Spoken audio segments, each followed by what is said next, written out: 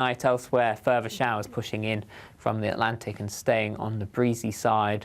But looking through next week, there's some improvement with the weather. We'll see temperatures lifting, perhaps as high as 26 to 28 Celsius by midweek.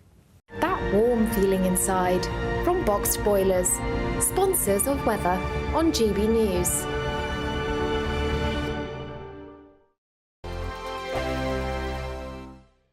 It's the final week to see how you could win an incredible £30,000 in cash, and you could be getting that winning call from us to tell you that you're our next Great British Giveaway winner. Oh, I can't believe this.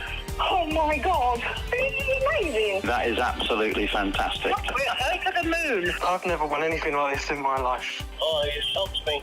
I never won a penny in my life. If I was there, I'll buy you a drink. Get your entry in now for another chance to win £30,000 in tax-free cash. Text cash to 63232. Text costs £2 plus one standard network rate message. You can enter online at gbnews.com/win. Entries cost £2 or post your name and number to GB07 PO Box 8690 Derby DE1 9TT. UK only. Entrance must be 18 or over. Lines close at 5 p.m. on the 30th of August. Please check the closing time if listening or watching on demand. Good luck. Good afternoon, Britain. Your lunchtime update on the stories that matter across the UK. From breaking news and insightful analysis, inspiring stories and lively debates. You're comparing yourself to a former Prime Minister. Which is it? Stay informed, stay updated, stay entertained. I just don't know how anyone would not want to be there. Every weekday from midday. We are Good Afternoon Britain, only on GB News. Britain's news channel. Welcome to State of the Nation, daily plunge into the stories shaping our country. I'm Jacob Rees-Mogg, and Monday to Thursday we bring you the insights, the facts, the truth about how our country is being governed. Because what happens in Downing Street matters down your street. Tune in to State of the Nation every Monday to Thursday, 8 to 9 o'clock. Only on GB News, the People's Channel, Britain's news channel.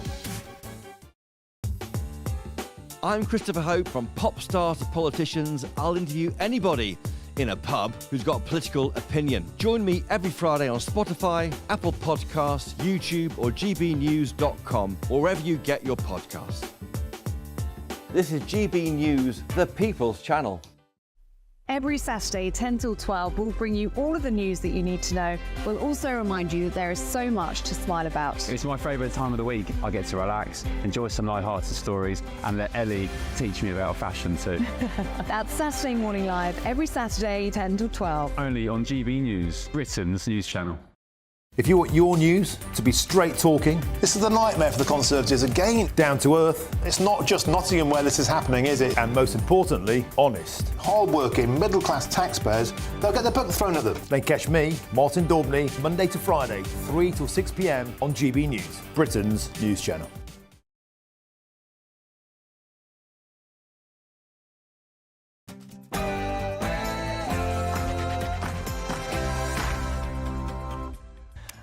Hello and welcome. I'm not Nana a Queer anymore. I am indeed Darren Grimes, and this is the Saturday 5.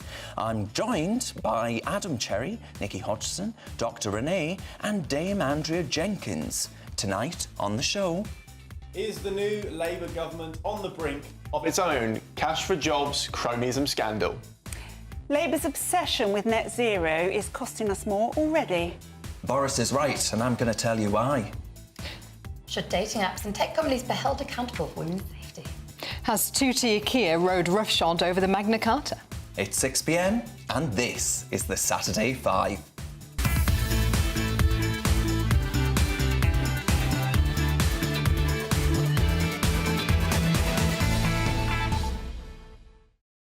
A very warm welcome to the Saturday 5. Now, my friends, you haven't turned in to Downton Abbey, but we have indeed got the honour of a doctor and a dame on the very same show. And speaking of doctors, you might need one, because Adam Cherry is back for his second appearance on the Saturday 5. You must need a doctor, Adam, to come back on this show. I wonder where that was going. PTSD. I'm going to section him. Yes, you must. The man's taking another bite of the cherry. Thank you, mate. A brilliant addition to our 5 a day. Now, brace yourselves for a real shocker, because Benjamin Butterworth, the wokest, most gender non-aligned person in Britain, he's finally done it. He's finally embraced his true self, and I'm thrilled to introduce Beatrice Butterworth. No, I'm just kidding, of course. That's actually the brilliant Nicky Hodgson, standing in for Benjamin while he celebrates his 10,000th Pride Festival of the year. And I'm not joking, that is actually where he's at today. Now, you all know the drill. Each host outlines their argument. I'll probably be cancelled for doing that. Each host outlines their argument about a chosen topic, then we all pile in and the first starts to fly. And of course, we want to know your views as well. I've got them open right here, right now. gbnews.com, you would think I would know that by now, gbnews.com /gbnews.com/ your say. Your say, that's what I was looking for. Thank you very much. I've been on air for 3 hours, 2 more to go. Let's not mess it up. No topics are off limits for your questions in Ask the Five, so please do send them through as well. But folks, before we start tearing each other apart, it's your Saturday night news with a much more competent Tatiana Sanchez.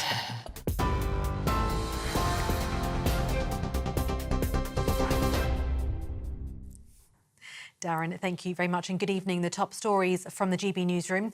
In Germany, a 15-year-old has been detained in a possible connection to the stabbing spree last night that left 3 dead and several injured. The boy is not the main suspect, but it's alleged to have known about the attack beforehand. German officials say they don't have a motive just yet, but they cannot rule out terrorism. German police officials also say the attacker targeted victims' throats.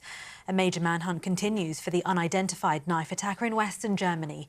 And 5 of those wounded are in a life-threatening condition after a man is said to have begun attacking passers-by at random in a market square. German Chancellor Olaf Scholz has called the attack a horrific act. A manslaughter investigation has begun into the sinking of a super yacht in Sicily, where British tech tycoon Mike Lynch and his teenage daughter Hannah lost their lives. Italian authorities say that the investigation is in its initial stages and they're not currently looking at anyone specifically. However, prosecutors do believe offences were committed, possibly involving the captain, crew, shipbuilder or others. The luxury yacht landed on its right-hand side, but all of the bodies were found in a cabin on the left. Detectives warn it may take months to unravel the incident. Former footballer and TV presenter Jermaine Jenas has apologised after sending inappropriate messages to 2 female colleagues. Jenas has been sacked as a pundit and presenter by the BBC, but maintains he's done nothing illegal. He also argued the messages were with 2 consenting adults. The 41-year-old, who's been married for 13 years, told The Sun newspaper he'd let down his family, friends, colleagues and the women involved. Well, in an interview with The Sun on Friday, Jenas insisted nothing physical ever happened, but confessed to cheating on his wife. He says he's now seeking help. This is completely on me. I am 100% in the wrong and I accept full responsibility for that. And it's something that obviously I need to address and look at myself. The family situation is the thing that is at the forefront of my mind. That I'm trying to just piece back together. But I've also got to be able to kind of look myself in the mirror and understand where I've gone wrong and understand that this is on me, it's not anybody else, there's nobody else to blame here. Robert F. Kennedy Jr. has suspended his independent presidential bid and will instead be backing former US President Donald Trump. However, some of his family say the decision is a betrayal of their values, calling it a sad ending to a sad story. The nephew of former President JFK joined the Republican nominee on stage at an event in Arizona. His father, Robert F. Kennedy, was assassinated as he ran for president back in 1968. RFK Jr. said the Democratic Party was no longer champions of the institution. Donald Trump claims the Democrats want to arrest and silence their political rivals. His candidacy has inspired millions and millions of Americans, raised critical issues that have been too long ignored in this country, and brought together people from across the political spectrum in a positive campaign grounded in the American values of his father, Robert Kennedy, a great man, and his uncle, President John F. Kennedy. And I know that they are looking down right now, and they are very, very proud of Bobby. I'm proud of Bobby, you want to know the truth? Back here, detectives investigating a fatal house fire in Bradford have made more arrests overnight. A mother and her 3 young children died after their home was reportedly set on fire on purpose on Wednesday morning. 2 men aged 36 and 45 are now in police custody on suspicion of murder, whilst a 39-year-old man arrested at the scene remains critically ill in hospital. Police are appealing for information as they continue their investigation. And finally, pressures growing on the government to overturn plans to scrap the winter fuel payment.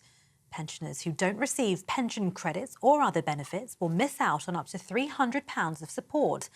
And it comes after the regulator Ofgem put up the price cap, meaning the average annual energy bill will rise by £149 from October. Former Prime Minister Rishi Sunak has backed proposals for a Commons vote. And those are the latest GB News headlines for now. I'm Tatiana Sanchez. More from me in an hour. For the very latest GB News direct to your smartphone, sign up to News Alerts by scanning the QR code or go to gbnews.com/alerts.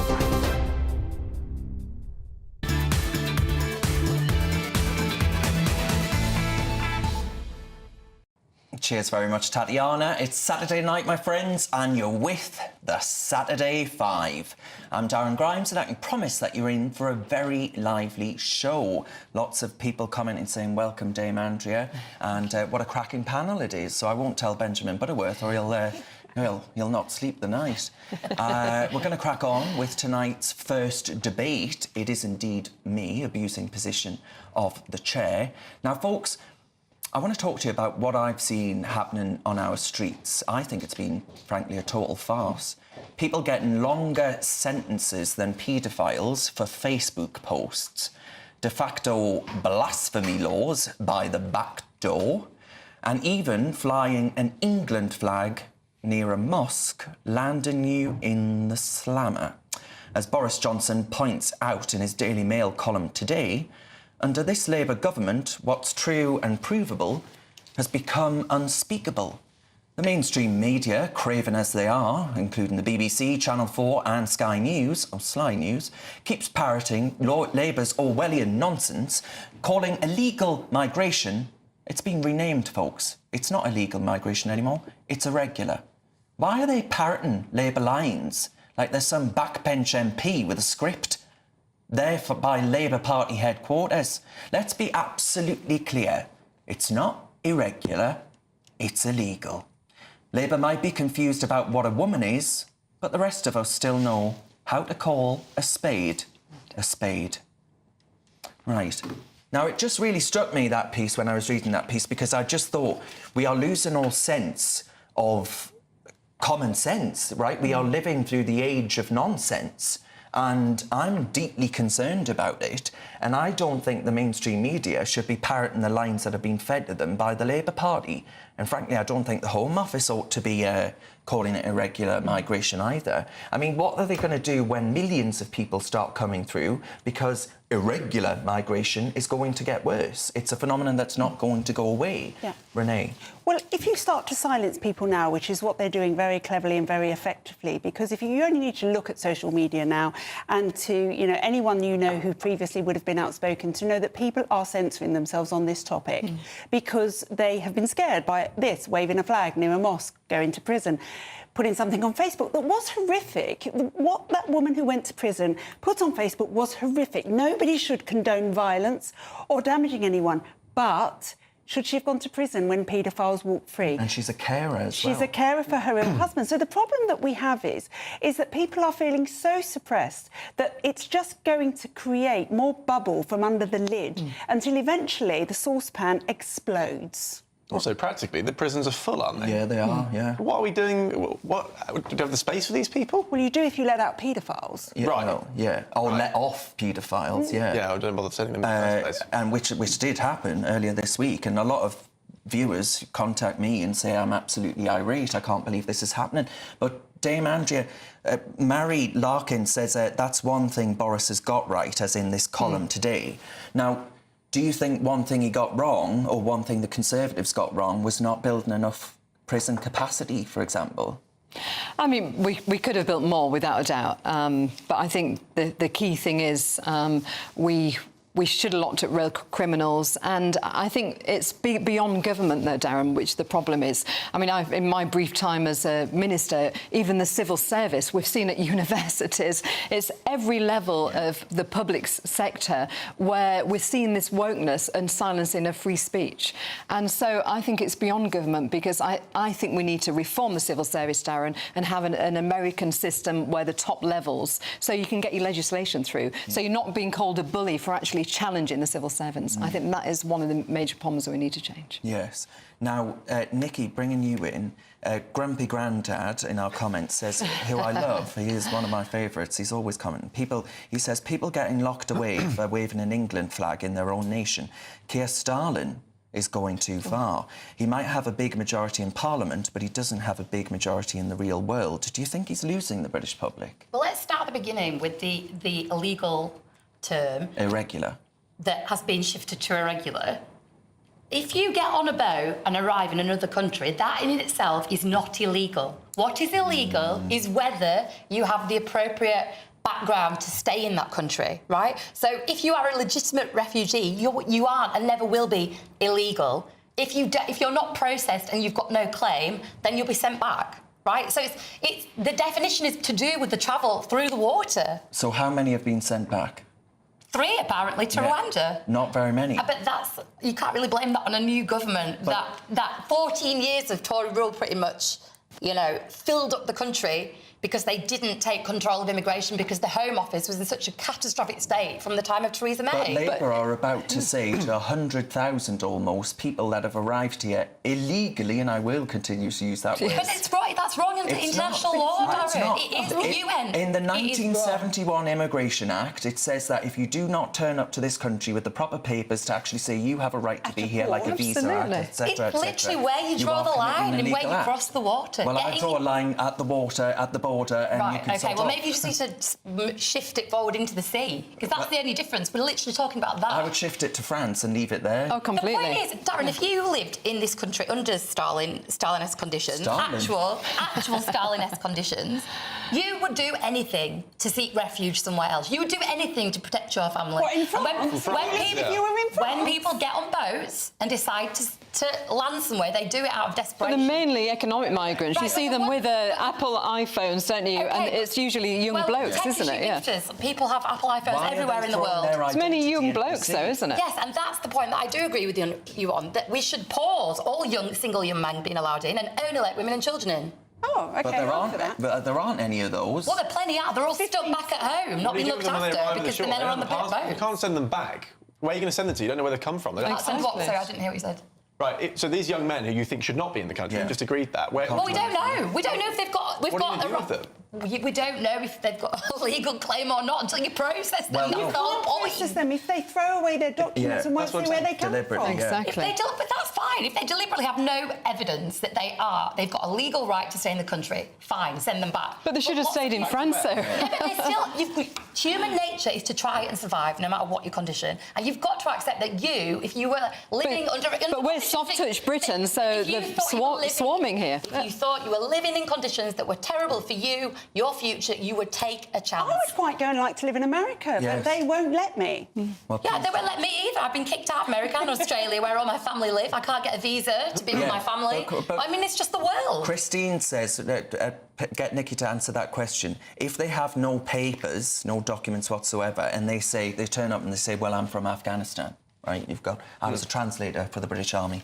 That should be very easy to check out, though? How? Because we've got so much information available to us through authorities. If somebody's had a legitimate job, right, in a ministry, you can check that within half an hour. You just get on the phone so we and call you up ring. the Taliban and we say, excuse me. Yeah, but that's what I'm saying. If they've got a legitimate reason, you'll be able to find that out extremely quickly. Nikki, it's too hard to prove. Too hard to prove. Cuckoo land.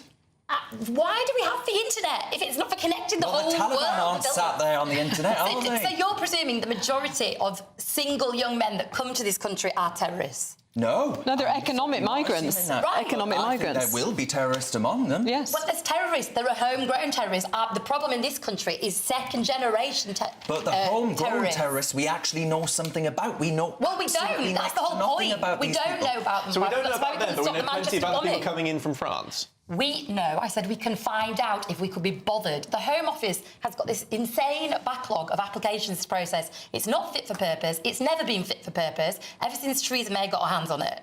And that's the issue. So this is the legacy of the Tories mismanagement. It's not right or wrong. Hang on, we have to let Andrea answer that. That was is actually the Home Office civil servants. I mean, I've actually asked the Prime Minister. I said that I want to ensure that that the crime stats in the UK is published per nationality. Because I think that's important. But it is. It's not all of it. Not all of it. No, you can look at prison statistics. No, it's not. It's not. And I think we need to know where. And we should not be importing crime and criminals into our country. No. So we need stringent checks, and we shouldn't let them leave France. Actually, I think we need and also, to stop. back to Darren's point, we're not even allowed to discuss this now. So if we, well, we are, because we're having the discussion. You can't say that at the moment. Normal everyday people are not allowed now on social media, in their WhatsApp groups, to discuss their fears, their genuine fears. Which is completely legitimate. But the other thing I would say is, being married to an immigrant with a mixed-race child and all my family are Muslim, please think about the real-world repercussions on people when you talk down about immigrants, because it affects everyday lives. Right, we'll have to leave that there. Would have been plenty to come back on. But, right, up next, it's Adam Cherry. Adam, take it away, my friend. Right, I'm afraid we're going to be talking about the... cast your mind back to the general election and the general election campaign. It might feel like an eternity ago. But what was the big mantra of the Labour government, or, the Labour Party at that time? Change, right? The era of sleaze and cronyism, that was over. Labour is going to come in, Keir Starmer, roll up his sleeves, and we're in the sunlit uplands of a Labour government. What do we actually have happening now, right? Let me just read you a couple of names. Jess Sargent, Ian Caulfield, Emily Middleton. Now, you might not know who they are, but I guarantee you Labour does, right? These people have been donating money to the Labour campaign. They are well embedded in the network, the SPAD network. They are insiders. And now they have massive jobs at the top of the civil service, all of them. Some of them are director generals, right? How have they ended up there? Is it because of their merits? Or is it because they know the right person, they've sent the right guy the right cheque for the right amount, and now here they are, making decisions over propriety and ethics when they're supposed to be completely impartial? What I see here is a completely undermining of the civil service impartiality. And it's the exact thing that Labour said would not happen when they were elected. And it's taken a month. Yeah. So I think it reeks of cronyism and sleaze. No, it does. I agree with you. It does. And actually, the vetting committee said, well, we haven't heard anything about it. We didn't know anything about these donations. No. And you just have to say, well, hang on a minute. The Labour Party said that they were going to clean up the Tory Act that had just been here for over a decade. And now, well, they're just as culpable as they said the Tories were. And alongside that, they've got Sue Gray in the biggest position of power that anyone could have in that government, campaigning for her own little pet project in Ireland. I thought you meant Sir Keir Starmer. or his son, who's now in government, I mean, Andrew, what do you make of that? Because you've got a lot to say about the civil service, but is this Labour... do you know that actually I would argue that actually maybe the Tories just should have done this. Maybe they should have just said, well, to hell with the system and been a bit more robust, and maybe then we would have had border controls. But as Conservatives, we tend to follow the rules a lot more, don't they? I mean, we are not hypocrites like Labour. We're not hypocrites like Labour, where we do as I say, not as I do. And I think you're right, Renee. Actually, Sue Gray is at the heart of this. We saw her part in helping to bring Boris down, and she was drafted in.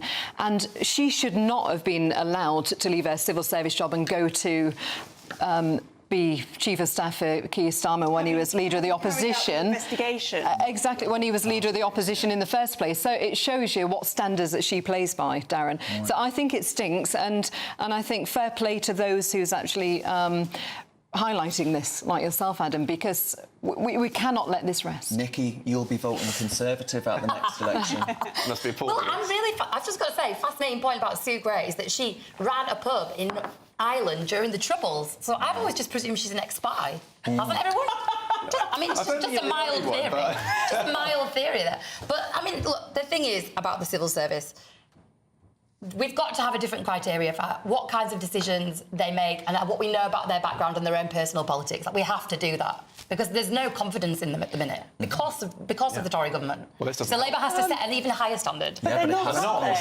But also, I'm saying I'm agreeing with you. I'm saying what needs to happen. I actually agree. There's also issues, Darren, in the fact that this partners of high-profile people in the media are in the senior roles of the civil service. And we saw lots of leaks in the last 10, 12 years in the Conservative government, leaked from cabinet meetings, etc. So I've called for this previously as well. We need to actually see the relationships with the media with those in the civil service, because we cannot have these leaks happening in government. What's the story with this Labour Together woman? So this is Jess Sargent, Jess Sargent, yeah. So she's now the Deputy Director of Propriety and Constitution Group. So she vets. So she's vetting ethics, essentially. And it's interesting you bring up Sue Gray, right? Because that is the department she belongs to. Right. So it's the same thing. So she'll have access to privileged material. She'll have, a real insight into where the skeletons are. Work for a party affiliated doing that job. Yeah. It's unbelievable. And then you actually... Surely that's Banana Republic territory. You also have Ian Caulfield, who, according to The Times, who's a banker who donated thousands to Reeves personally and to Labour. Times say the Treasury weren't even told of his donation, and he's now in the Treasury as one of the most senior people. Wasn't even that big a donation to get such an important role. What constitutes big? Well, thousands. But we also saw it, Darren. All right, okay. We're going to have to leave that one there. Right, still to come tonight, Renee picks up the realities of Ed Miliband's pet net zero agenda. I can't say pet anymore, Renee. And what it really means for our energy bills. And Andrea takes 2K tier to task over law and order. And Nikki braces the important issue of women's safety when using dating apps. So with the Saturday 5 live on GB News. This is GB News, Britain's news channel. Michael found the recipe for success without going to university. Instead, he went looking for answers inside of a kitchen. The 22-year-old has just finished a level 2 course in professional cookery at UCB, a college in Birmingham. When I started UCB, I was expecting it to be so intense from day one, but it's not. It sort of builds up, so to the point where you get comfortable. And building that comfort is a huge part of becoming a chef, because you need to be comfortable being in your own skin. This week, tens of thousands of students get their A-level results. The college wants them to remember university isn't the only option after school, and West Midlands Mayor Richard Parker agrees. University is the right route for lots of our young people, but there are other pathways to getting access to qualifications that will give young people the skills they need to succeed in life. Further education principal Rosa Wells says apprenticeships and technical courses are also great routes to a career. Here at University College Birmingham, we offer vocational courses. These are hands-on technical courses that can give people a different opportunity, something different to school. So we've got brilliant facilities that really give students industry standard training. A skills shortage across the UK means youngsters learning trades are desperately needed. 36% of job vacancies are due to shortages.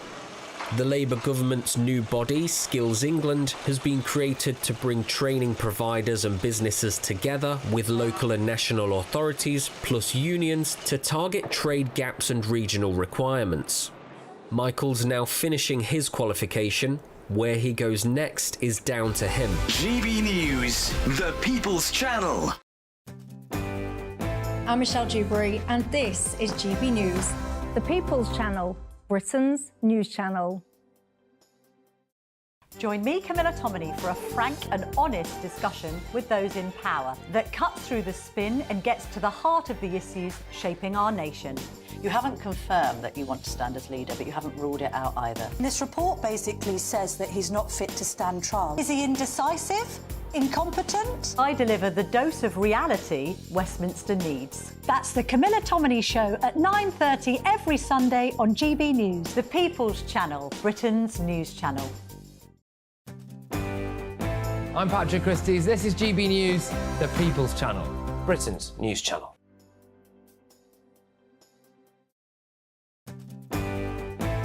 I'm Martin Daubney. This is GB News, Britain's news channel.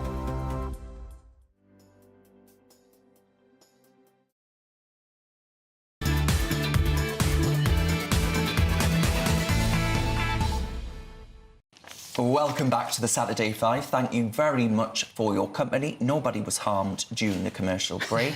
Now, as always, thank you very much for all of your messages about tonight's topics. One viewer has said, Labour inventing its own language, refusing to use common terms like illegal because they label illegal as inflammatory. Everything we say will be inflammatory if we let them get away with it. Well, yeah. Point. Now, though, it's time for our next debate. Which reprobate is going up next? It's me. Oh, the worst of all. The worst of all. Take it away. OK, so you know I like Ed Miliband a lot, and he caught my eye again this week when he actually came out and showed his completely fake empathy for people who will suffer this winter with higher energy bills. Labour have already broken promises that are going to cause that. So in the election, Labour were very clear that when they came into power, they would reduce our energy bills by £300 a year, which is brilliant, isn't it? Apart from the fact that actually they're going to increase by £150. And if you're one of the pensioners who've had their winter fuel allowance stolen, that will be 500, just 500. Another potentially fatal lie. So yesterday they rolled out Ed Miliband to talk to us about why it was happening and show some empathy. And he said he really understands that families will be worried this winter. He doesn't understand. Of course he doesn't. None of them do. What he did is he tried to explain why energy bills would be higher, and he blamed Ukraine and he blamed the last Tory government, of course. But what he didn't do was talk about the effect that net zero subsidies are having on our bills and this crazy rush to net zero at breakneck speed, come whatever may. And this is the nub. Bills are high because we are paying for the renewables race with the subsidies that are put on bills. Even if you don't use any energy, you still get a great big bill because you've got to pay for it. Miliband has been described in Unheard this week as German because he's not learning from the 14 years of failed net zero policies in Germany that have not decreased their bills at all, but it has completely deindustrialised Germany and got rid of all of the jobs that go with it. They stopped fracking and made themselves really susceptible and not energy secure. So what have we done, Miliband? Well, we've actually stopped any new oil licences so that we can't get any oil out of the sea and make ourselves sustainable. Basically, this net zero monster is a cult, and Labour are completely embedded in it, and they don't care about us. I say Miliband will make Britain moribund. That's what he's going to do. Now, I think we've only got a couple of minutes on this debate, so we're going to rattle through. But, Nikki, do you want to take us away on what Renee said and offer some pro-greenery takes? Well, I feel sorry for Ed Miliband because he was the one that was meant to roll out the great green British energy policy that was cancelled just at the last minute before the election, if you remember. I actually feel that I agree entirely that we are moving too quickly with net zero. All you have to look at is what happened at Port Talbot and the fact that Keir Starmer did not turn up. And the business owners themselves were saying, we can roll out slower and we can keep jobs if we just, slow it down a little bit. But you have to accept that if you want a world for your children and your grandchildren to be able to live in, net zero is necessary. And actually, we're going to even have more economic migration and, migrants come to this country because their lands are full of water. But for the last 22 years that we've been installing renewables, 17 of those electricity prices have gone up. It doesn't work. It's nuts, Sarah. It's a way to control people. That's to do with greedy energy companies. Labour's got the power to put a cap on. It's just a way to tax people. I'm a Conservative. I believe that people should choose how to heat their homes and what cars to drive. So, Adam, the problem is, Labour are going to ensure that the oil and gas that we already have in the North Sea, and oil and gas that we're going to need for years and years and years to come, well, it's going to leave. Even the ones that are currently operating with licences, they're going to say the market is too... we'll just people like Nikki are it. suggesting that, you know, we should just put a cap on all of it. It's just not viable to But it's about the pace of change. All you do is you redeploy the people that are working in those industries into renewables. It's about so you lose those jobs in the short term, and also you don't lose them. You just move them through training, and then we just end up importing it anyway. We end up importing our energy. So we're sacrificing our energy independence for what? I don't know. They're all unemployed, and I made that point. I don't think China or India can. I say let's start fracking and let's get the prices down for the consumer. Saudi Arabia, why would they not set up solar panels and use that and become the solar panel leader of the world? We can't do that in rainy old Blighty. You know, why the hell would China not have an advantage over actually being able to manufacture this green steel that people keep speaking about when they have got energy prices that are cheap as chips? None of it makes sense. And they're making all of our solar panels. Yeah, exactly, yeah. And guess what? You have to replace these things, but I'm going to have to move on. We're running out of time, I beg your pardon. Right, keep sending in your questions to us for Ask the Five, gbnews.com/your say, and all your comments. Still to come tonight in the Bunch of Five, we're going to everything from bog snorkelling to Hugh Grant flirting. Oh, to Hugh Grant too flirting with your colleagues, not Hugh Grant flirting with your colleagues. That would be quite the exclusive. And Andrea takes two-tier Keir to task over law and order. And next, Nikki raises the important issue of women's safety when using dating apps. What are the predicaments there? You're with the Saturday 5 live on GB News.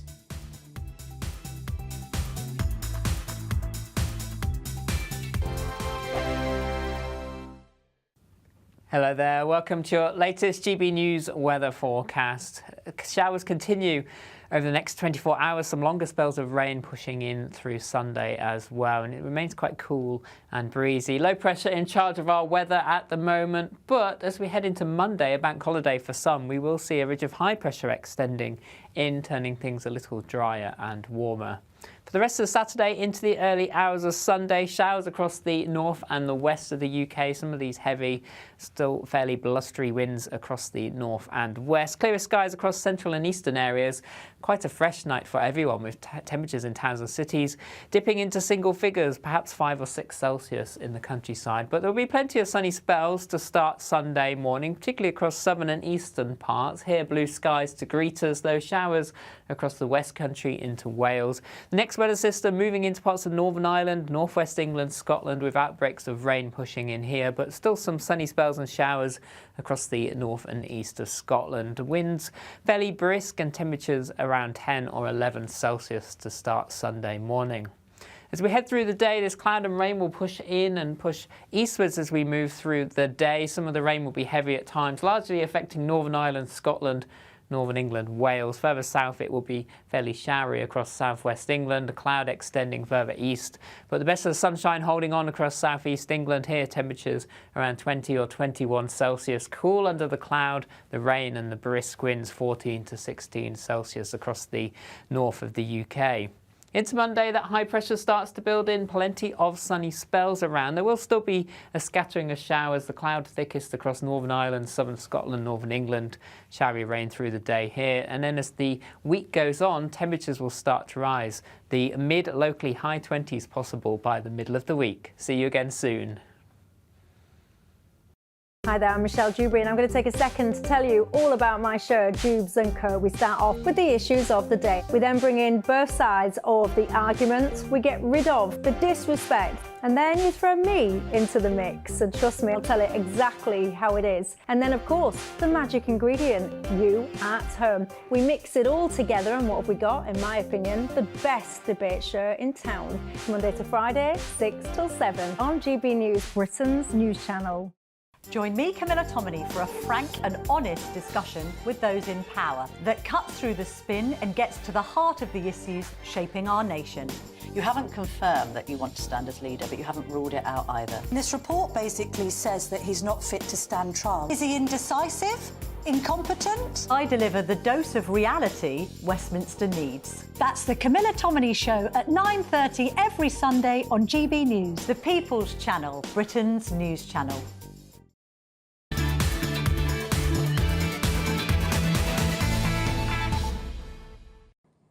A very warm welcome back to the Saturday 5. Thank you very much for your company. No fisticuffs again this commercial break. Keep your emails coming in. We'll get to them shortly. Tell us who would win in those fisticuffs. Now, though, it's time for our next... I think Nikki. Now, though, it's time for our next debate. And speaking of, it is indeed Nikki. So take it away. Right, OK. So, tech companies, we know we've got a massive problem with them, in particular dating apps. And this comes off the back of the absolutely abhorrent murder of a Russian academic in Mauritius recently. She was 29. She'd actually had her tongue cut out of her mouth. I'm sorry for the gruesome details, but it's important to be real about this stuff when we're talking about terrible things that happen to women on dating apps. Now, dating apps themselves are not to blame. There was something called the Red Barn murder in 1828, which set the precedent for women being murdered when they've been met for dates. But the issue is, if tech is so sophisticated, why is it also not the solution to misogyny, violence against women? Wow. I mean, I'm kind of lost for words because I agree with you, but I'm trying to think in my head how I can possibly make tech. Is it because people hide their ID when they go on there? So this is one of the problems. So people are loath to use ID verification for obvious reason. But what we've done is premise freedom over safety, in particular when it comes to women. So actually, now that we have blockchain technology, if you know anything about that, where, you know, data is encrypted and you can never see what is actually held anywhere, that would be the perfect way to store ID verification. And that will go some way to stopping murders like these. But I thought they do now. Do apps like... They use ID verification, which is different. They don't actually ask for your passport or, you know, a national document. So what they do is they check you out on social media and your links to other people and, like, your work email address, for example. But those things can be quite easily fabricated. A passport can't be. Well, then, fine. Let's do that. Yeah. So as much as I am, you know, a freedom fighter and think that we should try and avoid all kinds of, you know, passes, as it were, for things, I think even on social media, you should have to somehow prove who you are before you go on there. Absolutely. So you can't troll someone anonymously. Yeah, and to create accountability. The same for...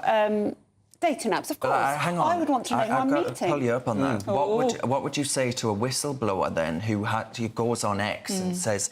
When Adam was at Guido Fawkes, I've got to tell Adam about this anonymously. I don't think you should have to have your name on social media out there, but I think blockchain behind the scenes, you should have had to prove who you are. So if you do threaten to kill someone, you can be traced. But my issue is actually, Darren, is how can you protect people from psychopaths, narcissists and murderers? Because, you know, they might never have committed this before. There might be some sick fantasies. And how do you protect people? I think it's impossible. How do you police it? But one of the things we have to tackle is misogyny. The root cause of all this is misogyny, and misogyny is everywhere. In many ways, we have the dating apps we deserve because we have not figured out how to protect. Do you agree with Labour that actually it ought to be part of sort of counter-terror legislation where actually you say misogyny and violence against women should be seen as extremism? Yes, I do. No, so I think that's crazy. I think I really do. On what basis? On the basis that misogyny is misogyny. We have laws against it. 2% of rapes end up in convictions. But that's not because one in four women are sexually abused or raped in their lifetime. That is a fundamental problem with But we should be catching those and prosecuting. But we're not. Can they articulate her point So of that's view? not to do with the fact that we don't have strong enough laws. It's that we are not somehow policing it and taking people to court, and the CPS are not doing their job. That's what we need to sort out. Yes. You know, it's not because we're not calling it extremism But it is extremism. But I mean, it's complete hatred of... making an illegal thing more illegal. If the idea well, the idea behind it is to try and stop people from doing it. Stop more... Of course, no one here is going to disagree with that. No, absolutely. Well, hang on. If I say, Renee, get yourself in no, what I'm saying... I wouldn't say that, by the way. No one here would disagree that the ultimate goal here is to stop people being put in harm's way, obviously. Absolutely. Right. So, you know, it's just... Why don't we just enforce the laws we already have rather than saying that misogyny is terrorism or something? Well, Andrea Phillips got an idea because he says if these online websites promoting dating were not allowed, then the pubs would be popular again. Save how people used to be. Darren, I'm 50 and single again, and I would not use a dating app. I would not use a dating app. I think good old-fashioned... No, I wouldn't use a dating app. I think Why? Why? Because, well, you don't know who you're meeting. It's a safety aspect. But also... Would you be more minded to go on... No, I like the good old-fashioned way where you meet people in a pub, but you meet people through work, actually. And you can trust your gut then. That's absolutely. So, Nikki, are you aware of a young lady called Freya India? No. So she's got a Substack called Girls. Check it out. She's a really interesting young woman. She actually recently, in a really lovely podcast, said, all I wanted to do was go down the pub and meet a bloke and fall in love. But as a young girl now, I've got no option but to swipe right, swipe right, swipe right. It's so false. So I think, you know, I think your viewer is right.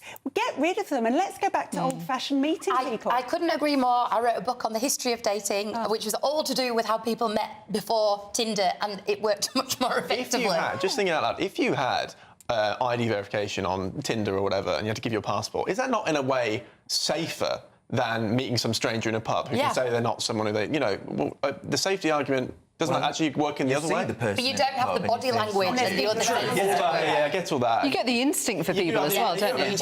Nikki, here's a question. Jill says, what about misandry? Should we make that extremism as well? You think so? Absolutely. You've got to have parity. How is any of this going to stop a rapist from raping? It's not. It'll stop some people who are very confused about consent doing things that they shouldn't under the influence, because it'll make people think twice. Should we not? And that is a huge amount of the rape cases that actually currently reach court. I do have an important question, though, because we were talking earlier about identification, right, and the lack of identification. You are precluding and discriminating against illegal migrants. They can't use your apps. Isn't it terrible? Well, not if they're registered in a different country, because the different versions of Tinder have different deals. All right, well, we'll leave that there. Thank you very much, Nikki. Now, still to come tonight, we're going to go head-to-head in the Saturday Scrap, and in the Bunch of Five, we've got everything from bog snorkelling to Hugh Grant flirting... no, I've done that again. To Hugh Grant. I'm talking, that's not written very well. To flirting with your colleagues. But next, Andrea takes two-tier Keir to task over law and order. You're with the Saturday Five, live on GB News.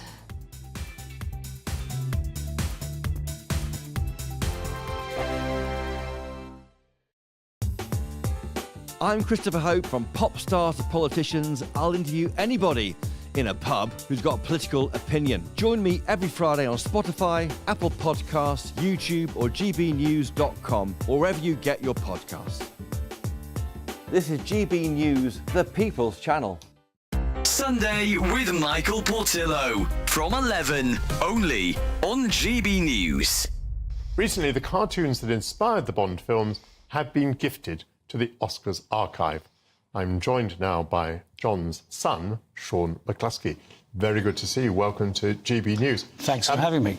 Do you have any memory of your dad doing these strip cartoons? Well, many memories, yeah. We grew up with my father working at a pace. He had to turn in one strip every day, apart from Sundays. So he was always working at the house, and always taking reference material. He had models dropping in to shoot them with his camera. You'd go out in the garden and there'd be a guy with a machine gun and he'd be taking photos of him, things like that. Nice memories. Absolutely fantastic. Yeah. What would you say about the way he characterised James Bond? Fleming was very wary that his highbrow art was going to be somehow diminished by turning it into a strip cartoon in a newspaper, but he met with Fleming, and Fleming had had a drawing made of what he wanted Bond to look like, and it was very old-fashioned, very sort of military. And my father kind of, you know, jostled a little bit and came through with a much younger, much more lithe character. And through the first few strips, he moved Bond into a contemporary man, very much part of the 60s, and styled him in that way. And I think there's a lot of rumour that Sean Connery got the gig because he looked a lot like the drawings, because it's hard to believe now, but the strip was billboard advertised across the country. GB News, the People's Channel.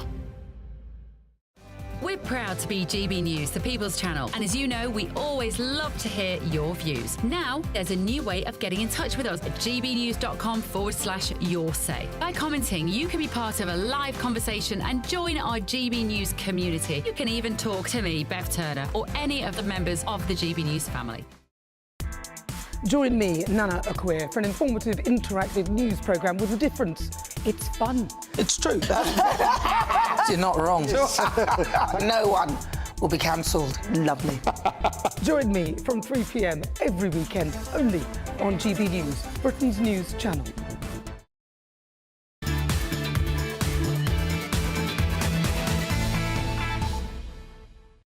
Welcome back to the Saturday 5. As always, thank you very much for all of your emails about tonight's topics.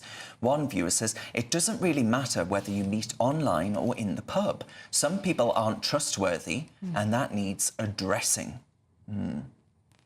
Philip says, office flirtations, 2 marriages down, I would not encourage it. Poor Philip. Maybe you're just bad at it, Philip. Oh, poor Phil. Poor Phil. Well, Dame Andrea, you had an office flirtation. You married him? Yes, I did. Yeah, you married him? Not the same man, Yes. to be clear. That would be weird. Yes, we did. Yeah. All right, it's time for our next debate. There's only one person left, so by process of elimination, it is indeed Dame Andrea Jenkins. Take it away. Thank you, Darren. Has Tutiacama rode roughshod over the Magna Carta? Now, yesterday, the Free Speech Union wrote to the Home Secretary, Yvette Cooper, and as did the Conservative Post as well, over the appalling tweet that the Home Office put out on X, which stated over 1,000 people have been arrested, and the Home Office called them criminals. Now, under Magna Carta, surely everybody is equal under the rule of law. Some of these people have not been charged, some have pleaded not guilty, and some are awaiting trial. Now, the Magna Carta guaranteed that the law applied equally to everybody. But No Scruples Starmer, who is a human rights lawyer, clearly doesn't believe that all people are equal under the rule of law. He is discounting our centuries-old Magna Carta that made Britain the once envied democracy of the world. Now, other points we need to look at as well, Darren, is the Labour hypocrisy. Now, they put out misleading posters last year saying that Rishi Sunak doesn't think that convicted criminals of sexually assaulting children should go to prison. Yet look at how even the left-wing Guardian has reported in the last few days that high-risk offenders, including a domestic abuser who poses as a risk to children, has been freed under the government's new rules of early release. Now, a watchdog has revealed that Labour is releasing sex offenders early to make room for prisoners who tweet something that they disagree with. This is so wrong to me, Darren. And another thing to note as well, actually, is the Conservatives had a slogan in 2010 looking at Gordon Brown's history in government, and it actually warned that Brown had been releasing people early. So I also asked, Darren, is Keir actually the heir to Gordon Brown? Oh, well, I mean, that's something you don't want to be. I almost burst out laughing during that, not because it wasn't serious, it was very serious, Andrea, well done, but Philip said, I've never flirted with Hugh Grant, can I clarify? But on the substance of what Andrea says there, is anyone on the panel of the view of, well, you know, Tories had 14 years in power? Look, there is no doubt that the last 14 years that the Tories had, they made a shambles of. I had this discussion with someone in the week. That doesn't mean we need to go to an even worse shambles. And we have gone to an even worse shambles. And we've gone to what looks like a very authoritarian shambles, who do not want dissent from the people, who do not want free speech. And that, for me, is the biggest worry. And it's demonstrated by this tweet. The Home Office should not be on Twitter, doing anything like this, let alone putting in jeopardy the trials, the fair trials of people who are pleading not guilty to these crimes in the future. And that is what they have done. Yes. Adam, a lot of people have saying, I think the Labour Party have turned out to be far worse than I could ever have anticipated. A lot of people in the comment section, I mean. Is that something, a sentiment you're hearing? I think they're doing a lot of this unpopular stuff early, because they've calculated that they might as well do this now. So am I going to get tax cuts in a couple of years' time? Well, probably happened over the election, actually. Let's see. But not just me, to be clear. Yeah, but look, the point is, they know this is not going to go down well, but they have a massive majority. They only won a month ago.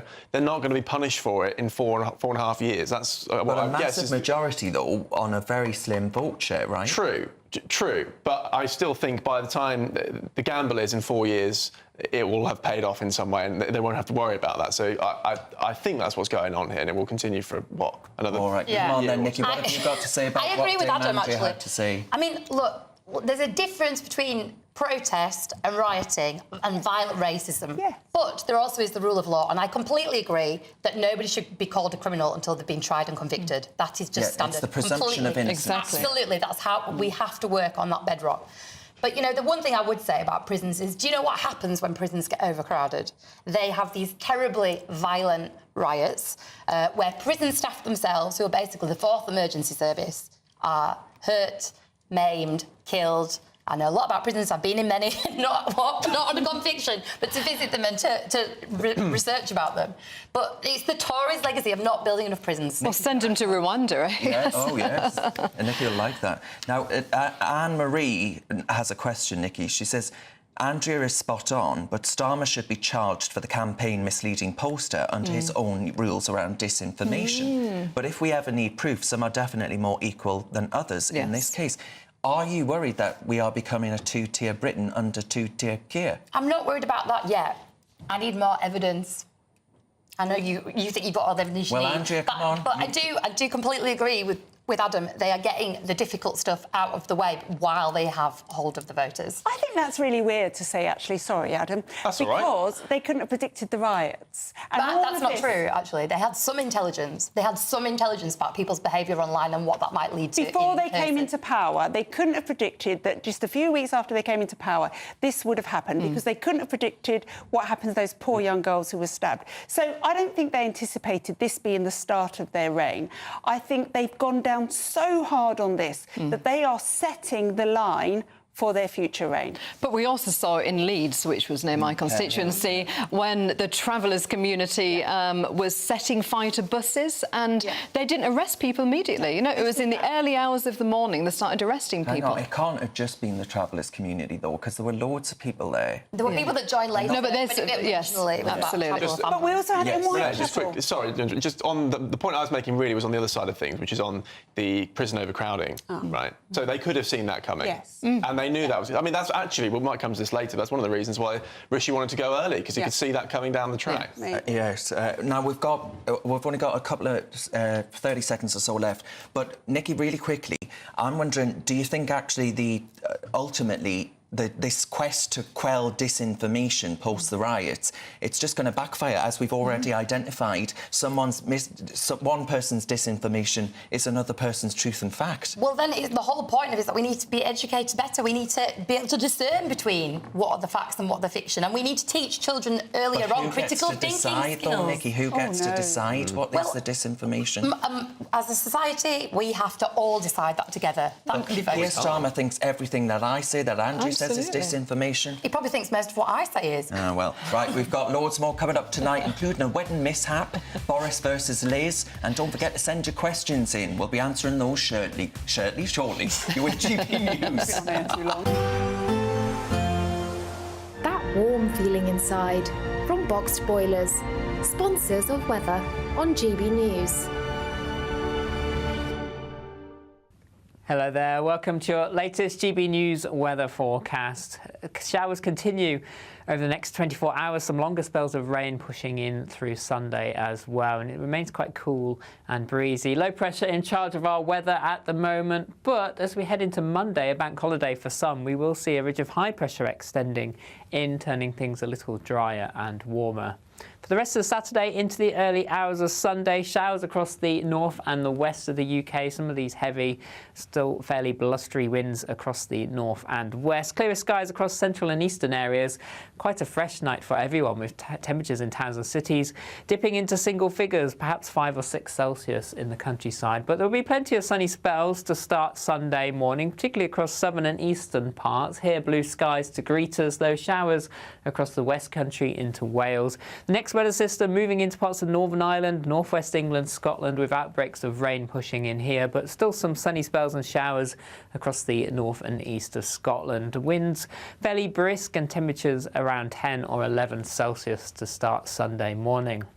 As we head through the day, this cloud and rain will push in and push eastwards as we move through the day. Some of the rain will be heavy at times, largely affecting Northern Ireland, Scotland, Northern England, Wales. Further south, it will be fairly showery across southwest England, a cloud extending further east. But the best of the sunshine holding on across southeast England here, temperatures around 20 or 21 Celsius. Cool under the cloud, the rain and the brisk winds, 14 to 16 Celsius across the north of the UK. Into Monday, that high pressure starts to build in, plenty of sunny spells around. There will still be a scattering of showers, the cloud thickest across Northern Ireland, southern Scotland, northern England.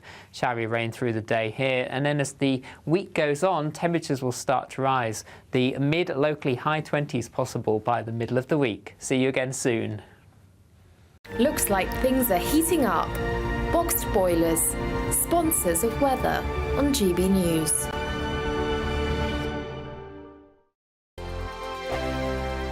It's the final week to see how you could win an incredible £30,000 in cash. It's extra cash that could really make a difference to your coming year. You could find yourself on that holiday you've always wanted to take, buy that treat that always seemed out of reach, or just send some of those day-to-day financial stresses packing. Time is ticking. Get your entry in now.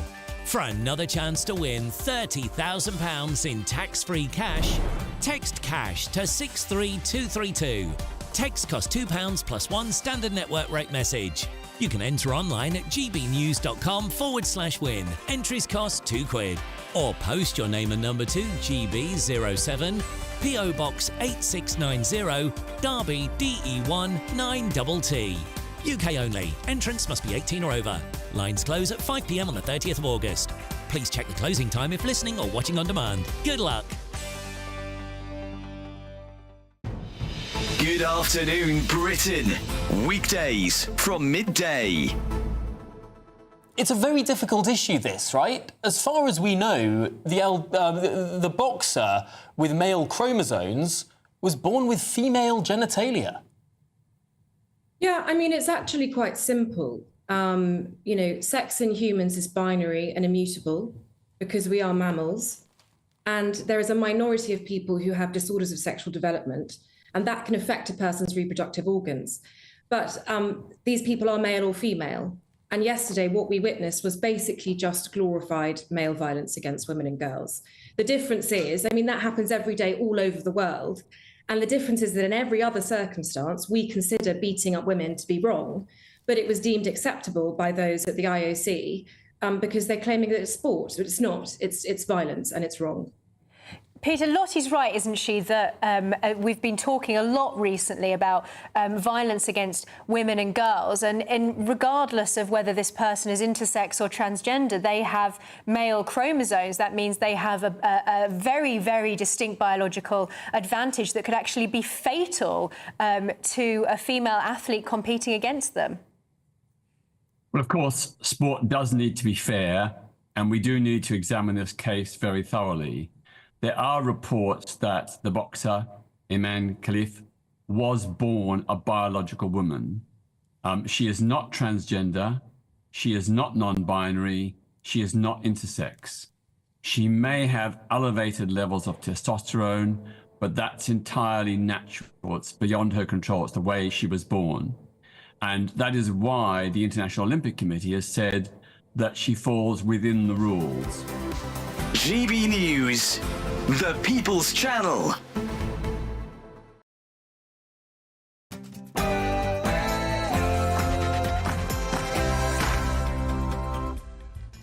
It's Saturday night and you're with the Saturday 5. Thank you very much for your company, and if you're just joining, where have you been? I'm Darren Grimes, along with Adam Cherry, Nikki Hodgson, Dr Renee and Dame Andrea Jenkins. Plenty more to come tonight, including, well, Hugh Grant. We've got to talk about Hugh Grant, haven't we? I've been banging on about him all night. He's been in my dreams at this point. And a whole host of other issues, including a debate on... remind me what the debate is? Is it Liz Truss or Boris? Liz Truss or Boris, better PM. the better Prime Minister. So let us know what you think, and also get your questions in for Ask the Five. My friends, it's Ask the Five. It's the Saturday night with... oh, my God. The Saturday 5 with GB News. I have been on air too long. I profusely apologise.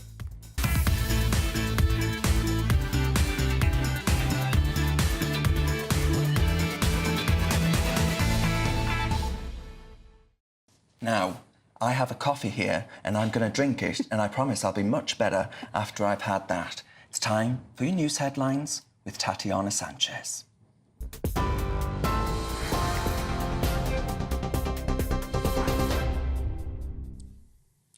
Darren, thank you very much and good evening. The top stories this hour. In Germany, a 15-year-old has been detained in a possible connection to the stabbing spree last night that left 3 people dead and several injured.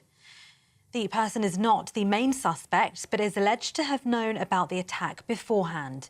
German officials say they don't have a motive yet, but they can't rule out terrorism. German police officials also say the attacker targeted victims' throats. A major manhunt continues for the unidentified knife attacker in western Germany. 5 of those wounded are in a life-threatening condition after a man is said to have begun attacking passers-by at random in a market square. German Chancellor Olaf Scholz has called the attack a horrific act. A manslaughter investigation has begun into the sinking of a superyacht in Sicily, where British tech tycoon Mike Lynch and his teenage daughter Hannah lost their lives. Italian authorities say the investigation's in its initial stages and they're not currently looking at anyone specifically. However, prosecutors do believe offences were committed, possibly involving the captain, crew, shipbuilders or others. The luxury yacht landed on its right-hand side, but all of the bodies were found in a cabin on the left. Detectives warn it may take months to unravel the incident. Former footballer and TV presenter Jermaine Jenas has apologised after sending inappropriate messages to 2 female colleagues. Jenas has been sacked as a pundit and presenter by the BBC, but maintains he's done nothing illegal. He also argued the messages were with 2 consenting adults. The 41-year-old, who's been married for 13 years, told The Sun newspaper he's let down his family, friends, colleagues and the women involved. He says he's now seeking help. Well, pressure's growing on the government to overturn plans to scrap the winter fuel payment. Pensioners who don't receive pension credits or other benefits will miss out on up to £300 of support. It comes after the regulator Ofgem put up the price cap, meaning the average annual energy bill will rise by £149 from October. Former Prime Minister Rishi Sunak has backed proposals for a Commons vote. And NASA has announced the 2 astronauts stranded on the International Space Station will return to Earth on SpaceX in February next year. The SpaceX founder is, of course, Elon Musk. Pilots Sunita Williams and Commander Barry Wilmore blasted off in Boeing's new spacecraft in June and were meant to stay in orbit for 8 days after docking on the ISS. However, problems with the Starliner's propulsion system mean that NASA astronauts' return to Earth has been repeatedly delayed. They've now been there for more than 2 months. NASA Administrator Bill Nelson said at a press conference this evening a manned flight would be too dangerous. Starliner will now return to Earth unmanned, while the 2 astronauts are set to return in February on a SpaceX Crew Dragon spacecraft, which is due to launch next month as part of a routine astronaut rotation mission. And those are the latest GB News headlines for now. I'm Tatiana Sanchez. More from me in an hour. For the very latest GB News direct to your smartphone, sign up to News Alerts by scanning the QR code or go to gbnews.com/alerts.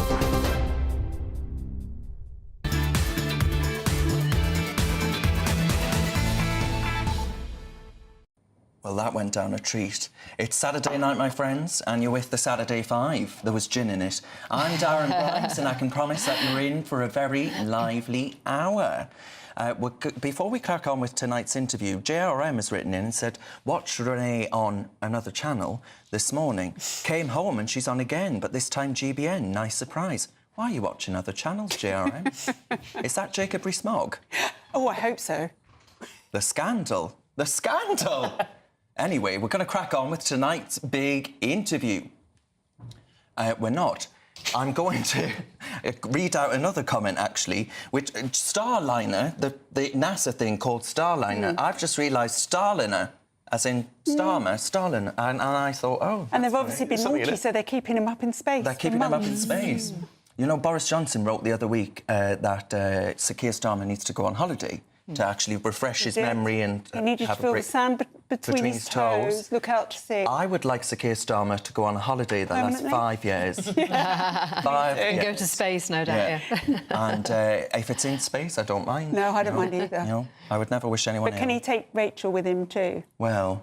And Miss Rayner. Do you know, I'd prefer Ed Miliband go than Rachel Reeves. And he does fly everywhere on private jets, Ed Miliband, so perhaps he could host them. He gets the train to Doncaster with me. I've sat next to him loads of times. He has been. Can he really eat a sandwich if you've been sat next to him? He wasn't trying to eat a sandwich. Oh, OK. Speaking of Ed Miliband, we're going to talk about this. This week, the energy regulator Ofgem raised the energy price cap by a whopping 10%.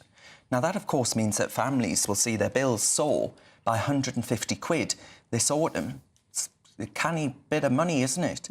And Energy Secretary Ed Miliband says that this is all very worrying, says the Green Zealot. And he's blamed the previous government. Yeah, this is the same Ed Miliband who immediately banned all new drilling in the North Sea as soon as he got in and got his ministerial red box. And now he's aggressively pursuing a radical net zero agenda. Is Greta Thunberg his special advisor? And at a time when Brits face a massive squeeze on their wallets, and that's before Rachel Reeves thieves, is Miliband making a serious problem even worse? Well, I'm joined now by Assistant Professor of International Relations, Ralph Schulhammer, who wrote about this in Unheard, which we all like, of course. Ralph, come on, tell us about the German example and the path that the Greens took Germany down and what happened as a consequence. Well, Darren, guys, thanks so much for having me. Well, it's ironic, isn't it? Renewables seem to be the gift that never gives. Ralph has crashed there. Ralph has crashed. We'll come back to Ralph. We'll get his signal back up. Ralph was the gift that stopped giving. He was. I think Ralph's gone off because we are such a low-energy economy now. Thanks to Ed Miliband. Yeah. So I'm blaming Ed Miliband. And then, Nikki, before he comes back on, defend Ed Miliband. Defend Ed Miliband? Yeah. Well, it wasn't his fault that this British green energy plan was scrapped, was it? I thought that was something people could get behind. If you create, jobs in this country for people and we become energy sufficient on this island, which we are. But it's all it's just hot air. Well, it wasn't. It was mapped out, but they pulled the plan because they didn't have enough money. They decided that's what they were going to cut first. Yeah, because but it's going to cost us £1 trillion, going for this net. At least £1 trillion. But I don't disagree with you on the pace that we need to go. We need to take people with us. You don't take anybody with you. I would like to be long dead. Completely, yes. But it is his fault for deciding to scrap nuclear. We need to scrap it completely. But we can't keep digging up oil forever. Why? Well, we could build nuclear power stations, which, to be fair, the coalition we're going to find out, Nikki, why, because the Greens did this in Germany, and I've got just the man. Ralph is back. There we are. Take it away, my friend. Oh, no. Oh, no, now I can't hear him. Oh, he might be there. OK, I think I'm back. I think I should be back. OK, Ed Miliband. It was Ed Miliband. Take it away. No, just quick. I mean, we know the numbers, right? I mean, this is the frustrating part of the story, which is that you saw it in Germany, you saw it in the UK. Oil production in the UK peaked in 2000. Basically, as fossil fuel production went down, British energy bills went up. We don't have a single case throughout the entire world where renewables brought down energy costs. I mean, you can tweak the numbers if you say that hydro counts as renewables, but as you know the topography of Great Britain, you pretty much have done everything you can do when it comes to hydro. We know that nuclear can help, as one of your members just said. And of course, the most important thing is natural gas. What the current government in the UK is saying, that natural gas is responsible for the high prices, is not true. And I want to give you a quick example.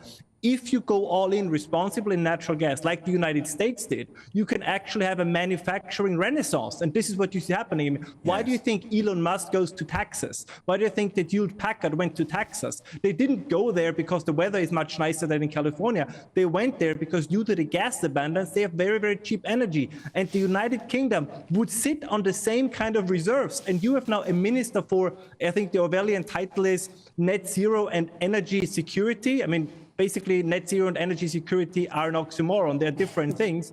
And this is the problem, right? You could have lower energy bills if you would just drill for the resources you have. But the government decided not to do it.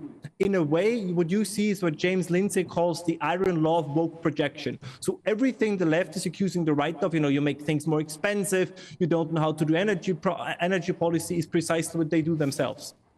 So bearing that in mind then, it basically feels, Ralph, that this is inevitable, that this is something that is going to happen to us because the Uniparty has decided that actually that is what ought to happen. Now, a lot of us feel utterly powerless to actually do anything about this. So, I mean, given the German example, are you telling us that we're just in for one hell of a world of pain and the once leading economy in the world is about to become an international pariah thanks to the fact that it's just immiserated all the people in it? No, that is precisely what I'm telling you. And again, we have the numbers for this. If you look at solar power in the United Kingdom, you guys are worse situated for solar power than the Germans are. I mean, the idea that you want to use the sun as your main energy source in Great Britain, right, the dingy, rainy island off the coast of Normandy, is absurd if you even talk about it. You guys are not Saudi Arabia. You guys are not North Africa. We know the so-called capacity factor. I don't want to get too technical, but I think in this case it is appropriate, which means what amount of time does, given the climate conditions in Britain, the weather conditions, does a solar panel actually produce energy? It's 10%. Right, that's something. If you have a solar panel, right, it's only 10% of the time that actually produces energy because you guys don't have sun, just like the Germans don't have sun. So you don't have the decision. You have to keep fossil fuels, natural gas, coal. You basically have to keep it running in parallel because you never know when the sun is going to shine. Well, I know now people say batteries. But batteries don't produce energy. What they do is they store energy. So if you charge those batteries, you still lack the energy somewhere else. And again, we have tried this in Germany. We tried it in Denmark. We tried it in Austria. We tried it in California. Everywhere where we tried the all-in on renewables policy, it failed. It is so absurd, there's this famous saying that Einstein supposedly said the definition of insanity is doing the same thing over and over again and hoping for different results. Some people would say this is also how you get practice, but we are now getting practice in how to commit economic suicide. Yes. Why the British are hell-bent on following the Germans down this path, I don't know. That's something for you to answer. Well, I'm not, and there are certain few people on this panel that aren't either. But one of our viewers, Philip, says that you're wrong and that we haven't tried tidal enough, that actually there's lots of it. And Nikki's shaking her head. She agrees. Could you come back on that? What do you mean we haven't tried what enough? As in we haven't tried enough in the way of tidal energy to actually create... so there was a Swansea Bay proposal at one point, and that was given the kibosh, wasn't it? Whose government was that? I think it's a problem for the environment and also a problem for shipping. Right, the tidal is. But it's also an eyesore argument. No, listen. Yeah, go on. The problem is, this is what people don't understand. Electricity is not like coal. It's not a commodity, right? It is a service. It needs to provide it all the time. Think about it like heartbeats. Think about it like taking breath. You cannot store your breath. You cannot store your heartbeat, right? You cannot say, I'm going to breathe twice as hard today, and then tomorrow I don't have to breathe at all, because we all know what happens if you try that tomorrow. You die. And it's precisely the same with electricity and energy and the economy. To say that there is wind on some days, there is solar on some days, there is tidal occasionally, and you can run your economy on occasional availability of abundant energy and then on occasional non-availability. This is not how it works. This is, I think, one of these debates we don't forget. When people talk, for example, on average, let's say 30% of energy in the UK came from renewable sources. It doesn't matter what it is on average. As I said, if my heart beats twice as fast on Monday and not at all on Tuesday, on average, I had the same heartbeat on Monday and Tuesday, but I'm going to be dead. And the same is true for the economy. And I think this is what people don't understand is, but we had fantastic values on Monday. On Tuesday, we had nothing. Well, okay, but then your economy, just as if you don't have a heartbeat, right, is just going to be dead. Yeah. And another thing, just real quick, yeah. Sorry, but if you talk to manufacturing companies, I didn't mean to interrupt, but I think this is important. If you talk to manufacturing companies in the UK, they tell you the same thing, right? They say at current electricity prices, we're going to move our production. Now, Ed Miliband says, yes, move it closer to the wind farms, move it closer to the solar farms. But they say, no, we go to China because they have coal. We go to Texas because they have gas, because you cannot run an aluminum smelter. You cannot run a steel mill on intermittent energy. And just a real quick thing that nobody talks about. Saudi Arabia is now starting to go into the steel business because they look at what's going on in Europe, they look what's going on in the United Kingdom and says, listen, if you guys kill your steel industry, if you guys kill your heavy industry, we are open for business and people will go there. I think you've given several very good analogies there, but the fact of the matter is, Renee, is it not, that we are on this path and the target is in law. It's enshrined in law. It is. I mean, Ralph, did Mr. Schultz turn back on some of the green madness or not? Has he gone hell for leather on it? No, they're going all in, right? They have now even, there was a time when even the German nuclear power plants that were mothballed, they could have brought them back. They now blew up the cooling towers to make sure that nobody can bring them back. No, the Germans do what they historically always did, right? If reality and ideology are in conflict, they side with ideology. But that was the German way of doing things. I always believed that the British are pragmatic, that the British are the realists in Europe. But apparently I was mistaken on this. Yeah, well, I mean, I thought that too. Sadly, we're out of time. There are lots of the panel were champing at the bit to ask you a question. But Ralph, thank you very much for your company and for your insight on that issue. Now, we have some breaking news. There's been an update on the multiple stabbing incident in Germany last night. The Islamic State group has claimed responsibility on Saturday for the knife attack in the western German city of Sachsen that killed 3 people and left 8 injured. Police are conducting a manhunt for the assailant and have detained a teenager who may be connected with the attacker. We'll bring you more on this developing story as it comes. Now, still to come tonight in the Bunch of Five, bog snorkelling, office romances, and is Rishi Sunak responsible for his own demise? Thank goodness Hugh Grant wasn't in that description. And don't forget, we'll be answering your questions live on air in just a moment. Ask us anything at gbnews.com/yoursay. Next in the Saturday Scrap, a bold claim in the Times. Liz Truss was a better Prime Minister than Boris. Andrea, an ally of both, goes head-to-head with Nicky Hodgson in the Saturday Scrap. You're with the Saturday 5, live on GB News.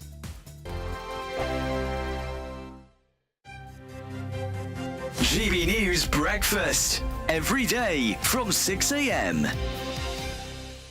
Fatima's UK campaign, Children and Young People Matter. Because I actually run a campaign, and my ministry today is about looking after children in the care system and improving their life outcomes. You know, for me, I had a difficult start to my childhood, and I will never forget it. I mean, I always say I may have left the care system, but the care system hasn't left me. And I instantly understand the importance of giving our young children and young people the opportunity to also, you know, have good life outcomes. So Fatima's UK campaign is all about that. It's a summit next year. Eamon, I hope you're going to come. No, and we've talked about this before, and certainly, I mean, I believe in what you're doing. I think it's marvellous what you're doing, and that's why, you know, when you think about children, and children are so close to you, and you look at that horror that happened in Southport yesterday, I mean, things like that exactly. will really hit home hard.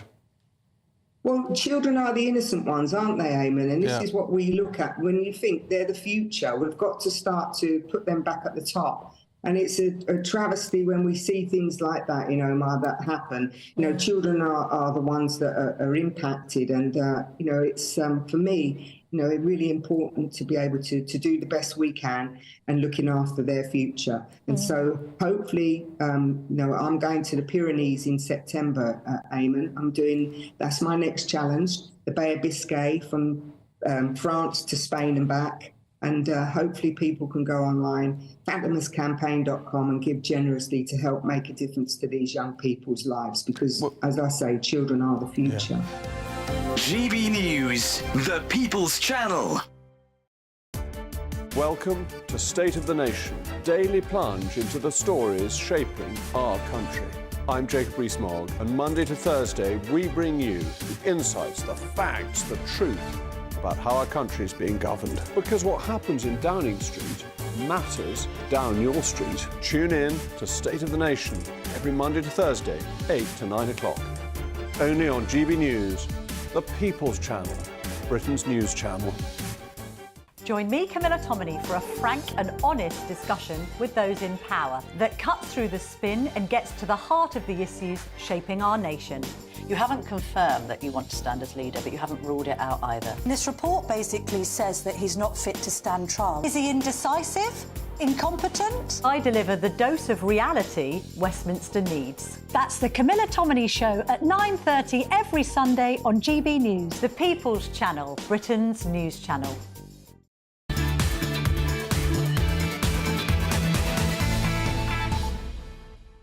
Welcome to the Saturday 5. Thank you very much for your company, my folks and my friends. It's time for this.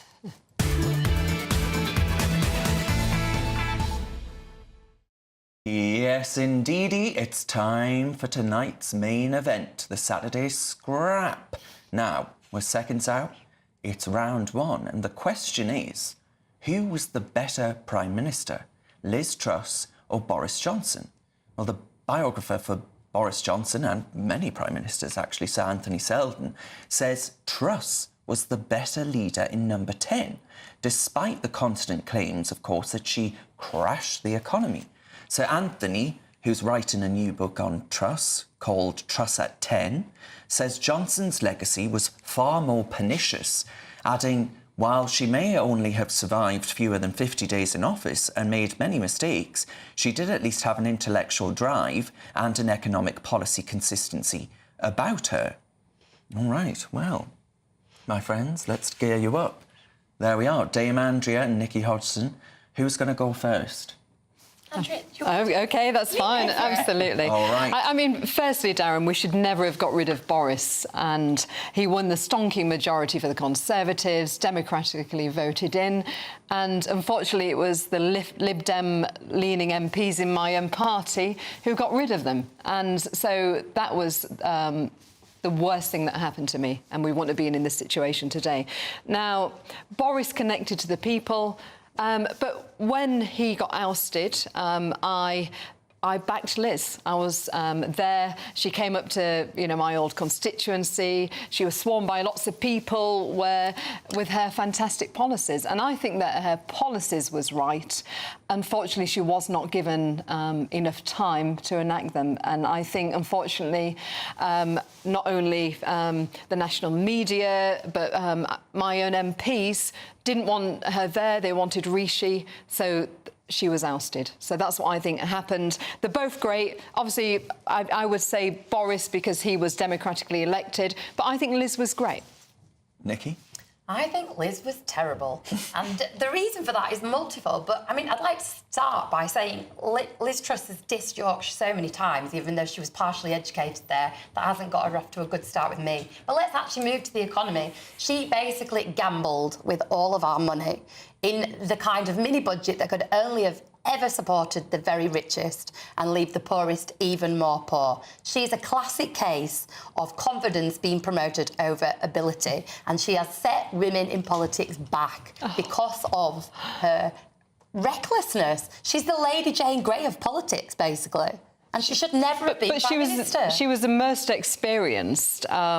minister, actually, of the leadership candidate. But she wasn't the most competent, and the reason she was kept in purposefully was because she was mediocre, so she wasn't a competition to Boris. No, definitely not. I mean, look, she was Foreign Secretary. She'd been in the Education Department. She'd been in the DEFRA Department. You know, she was so experienced, and she was not given enough chance. So, back to you, Nikki. Who would you choose then, Boris or Liz? You know what, Boris... Well, that's the question. For all his lying ways, I'd rather have Boris every time, because at least Boris is a communicator, and if you can't communicate, you shouldn't be in politics. Oh, so are you going to, you know, join my campaign to bring him back one day? No, he's making plenty of money elsewhere. He won't come back. Well, ding, ding, ding. I mean, look, I think this over Liz Truss. The day that I heard her budget, I thought it was superb. I thought it was a budget for growth. And I think a true Conservative, it felt like. Yes. Budget. And I think therein lies the problem, that we have now reached this point where the centre has moved so far away from true conservatism to the left that what she did with that budget, and I will talk about how she failed as well, what she did is she terrified those who now are really Lib Dems, pretending to be Tories, and they didn't want it. She was going off plan. She was going away from this global, centrist plan around the world that we're seeing enacted in every country around the world. And so they put into play everything they possibly could to down her. That included the markets. The markets didn't want to go off that plan either. And so they all acted against her whilst hiding some horrible things in the pension funds that they needed to get rid of. So it actually served a purpose there too. What Liz did wrong was her PR around it was atrocious. Her and Kwasi just delivered all of this stuff, and there was a lot in there, and they failed to sell it in. They should have been coming out every day to the lectern, explaining why, when, how, calming the waters. They didn't. So from a PR exercise, it was a disaster. From a grow the economy exercise, it would have been superb, perhaps not the tax for the very rich. So hang on then, you're saying there that basically the medicine was the right one, but the doctor was the wrong one, if I can use a like that, When we talk about this, everyone seems to forget the energy policy, right? That was more socialist than what Starmer's offering now. They were going to pay to heat the swimming pools of millionaires. It was an unmeans tested energy policy. She did want to investigate fracking, though, to be fair. I remember that being on the campaign. But in the meantime, she was advocating a policy that even the IEA, the Institute of Economic Affairs, which is sort of, you know, where her ideas are spawned, opposed. So Boris or Liz, both of you? Well, that's what I said, but I want to, I don't understand this bit. Why is this always ignored? This is a crucial part of this. It was a crisis of borrowing. Why is the pension funds always ignored? This was going to cost more than furlough. Obviously, if you cut taxes and then whack up spending, what do you think is going to happen? You might as well have like Jeremy Corbyn. That is what was the problem with this. So you would say it was unconservative to do that? Well, all right. OK, it wasn't necessarily that conservative at all, no, because look at what was it? The corporation tax was going to be returned to the level it was before Rishi raised it. Fine. Right. Yeah, but I mean, it's not that radical. You know, it was just keeping it what it was for the last, 10, 15 years? With the promise to take it down further when they could, growth. Yeah. Fine, but then also, when you're not answering the fundamental point here, which is that was going to cost, what, 50 billion? But we'd already 60 been billion? plunged into this energy crisis by everything that had happened already. So means test it. So we had a problem. Means testings cost more. There are not many people with swimming pools, Adam. Well, we're finding out that the means testing is a real problem for Rachel Reeves's winter fuel allowance scrapping because there are many people who don't claim pension credit even though they're eligible to do so, and it will cost them potentially more than the actual policy in order to actually means test it.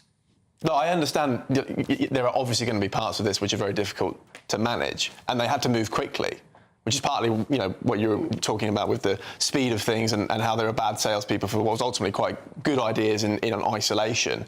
But I just wish that we would remember that this actually happened and is a crucial part of why she failed. in And my that view. everybody's mortgages went up. That people have been evicted from their homes because of that recklessness. We did not think about the poorest people and the most vulnerable in society. It was all about keeping the rich richer. But hang on, interest rates shot up in America. Liz Truss wasn't the president of the United States. Yeah, but Liz Truss was the one saying, let's get rid of the 45% tax on anyone earning more than 150 grand. Well, What's the average salary in the UK? That's a good policy. That's a good policy. There are really people in senior management in the public sector who are being dragged into that 45% tax rate. No, they just leave and get a job in the private sector. That's what they actually do if they want the money. Well, or just pay the tax. Why don't we just go after corporations like Amazon, like the tech companies that pay piddly amounts of money every year? Well, why do we not give these 15-20% pay rises for the public sector and all the trade union-backed people? Adam's given Renee there a good go on Liz Truss. What about the failings of Boris Johnson, right? Because migration went to record highs under him.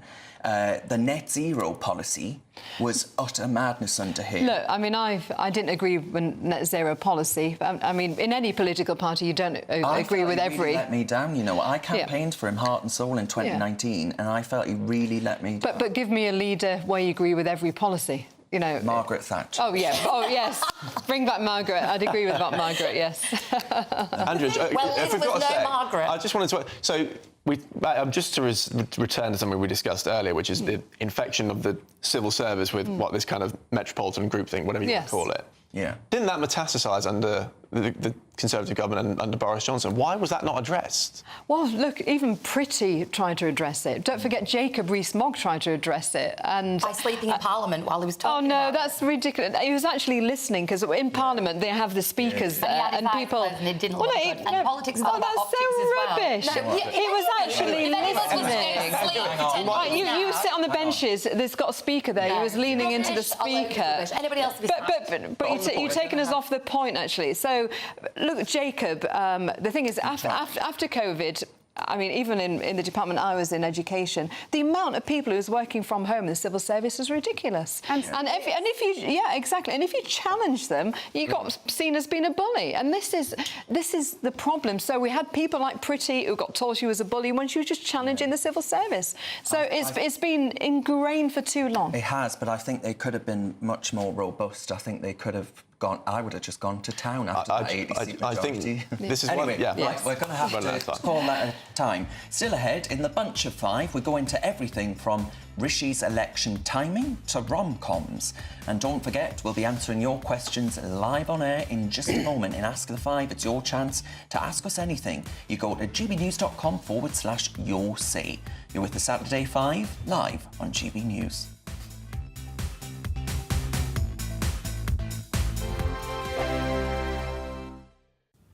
Hello there, welcome to your latest GB News weather forecast. Showers continue over the next 24 hours, some longer spells of rain pushing in through Sunday as well, and it remains quite cool and breezy. Low pressure in charge of our weather at the moment, but as we head into Monday, a bank holiday for some, we will see a ridge of high pressure extending in, turning things a little drier and warmer. For the rest of Saturday into the early hours of Sunday, showers across the north and the west of the UK. Some of these heavy, still fairly blustery winds across the north and west. Clearer skies across central and eastern areas. Quite a fresh night for everyone, with temperatures in towns and cities dipping into single figures, perhaps 5 or 6 Celsius in the countryside. But there'll be plenty of sunny spells to start Sunday morning, particularly across southern and eastern parts. Here, blue skies to greet us, though showers across the West Country into Wales. The next weather system moving into parts of Northern Ireland, northwest England, Scotland, with outbreaks of rain pushing in here, but still some sunny spells and showers across the north and east of Scotland. Winds fairly brisk and temperatures around 10 or 11 Celsius to start Sunday morning. As we head through the day, this cloud and rain will push in and push eastwards as we move through the day. Some of the rain will be heavy at times, largely affecting Northern Ireland, Scotland, Northern England, Wales. Further south, it will be fairly showery across southwest England, a cloud extending further east. But the best of the sunshine holding on across southeast England. Here, temperatures around 20 or 21 Celsius. Cool under the cloud, the rain and the brisk winds, 14 to 16 Celsius across the north of the UK. Into Monday, that high pressure starts to build in, plenty of sunny spells around. There will still be a scattering of showers, the cloud thickest across Northern Ireland, southern Scotland, northern England. Showery rain through the day here. And then as the week goes on, temperatures will start to rise. The mid, locally high 20s possible by the middle of the week. See you again soon. Good afternoon, Britain. Your lunchtime update on the stories that matter across the UK. From breaking news and insightful analysis, inspiring stories and lively debates. You're comparing yourself to a former Prime Minister. Which is it? Stay informed, stay updated, stay entertained. I just don't know how anyone would not want to be there. Every weekday from midday. We are Good Afternoon Britain, only on GB News. Britain's news channel. Are the newspapers getting you down? My wife didn't divorce me that month. Struggling to separate the wheat from the chaff? I know that it's a bit of a circus at the best of times.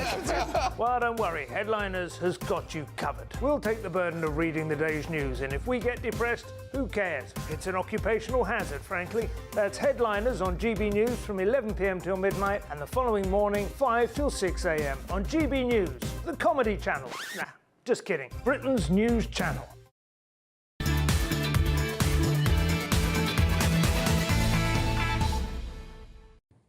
Welcome back to the Saturday 5. I know it's not that time yet, but Jill's just asked if I'm dyeing my hair. I am not. I promise I'm not. Anyway, do you think she should? Yeah, well, maybe. She says it's darker and she quite likes it, so thank you. But as always, thank you very much for all of your messages about tonight's topics. Adrian has written in, and Adrian says, Boris Johnson did absolutely nothing with an 80-seat majority. Nothing done about the small boats, hopeless Prime Minister, just a celebrity. Wow. No, but there was Brexit to sort out. I mean, yes, exactly. Right, now, though, it's time for this.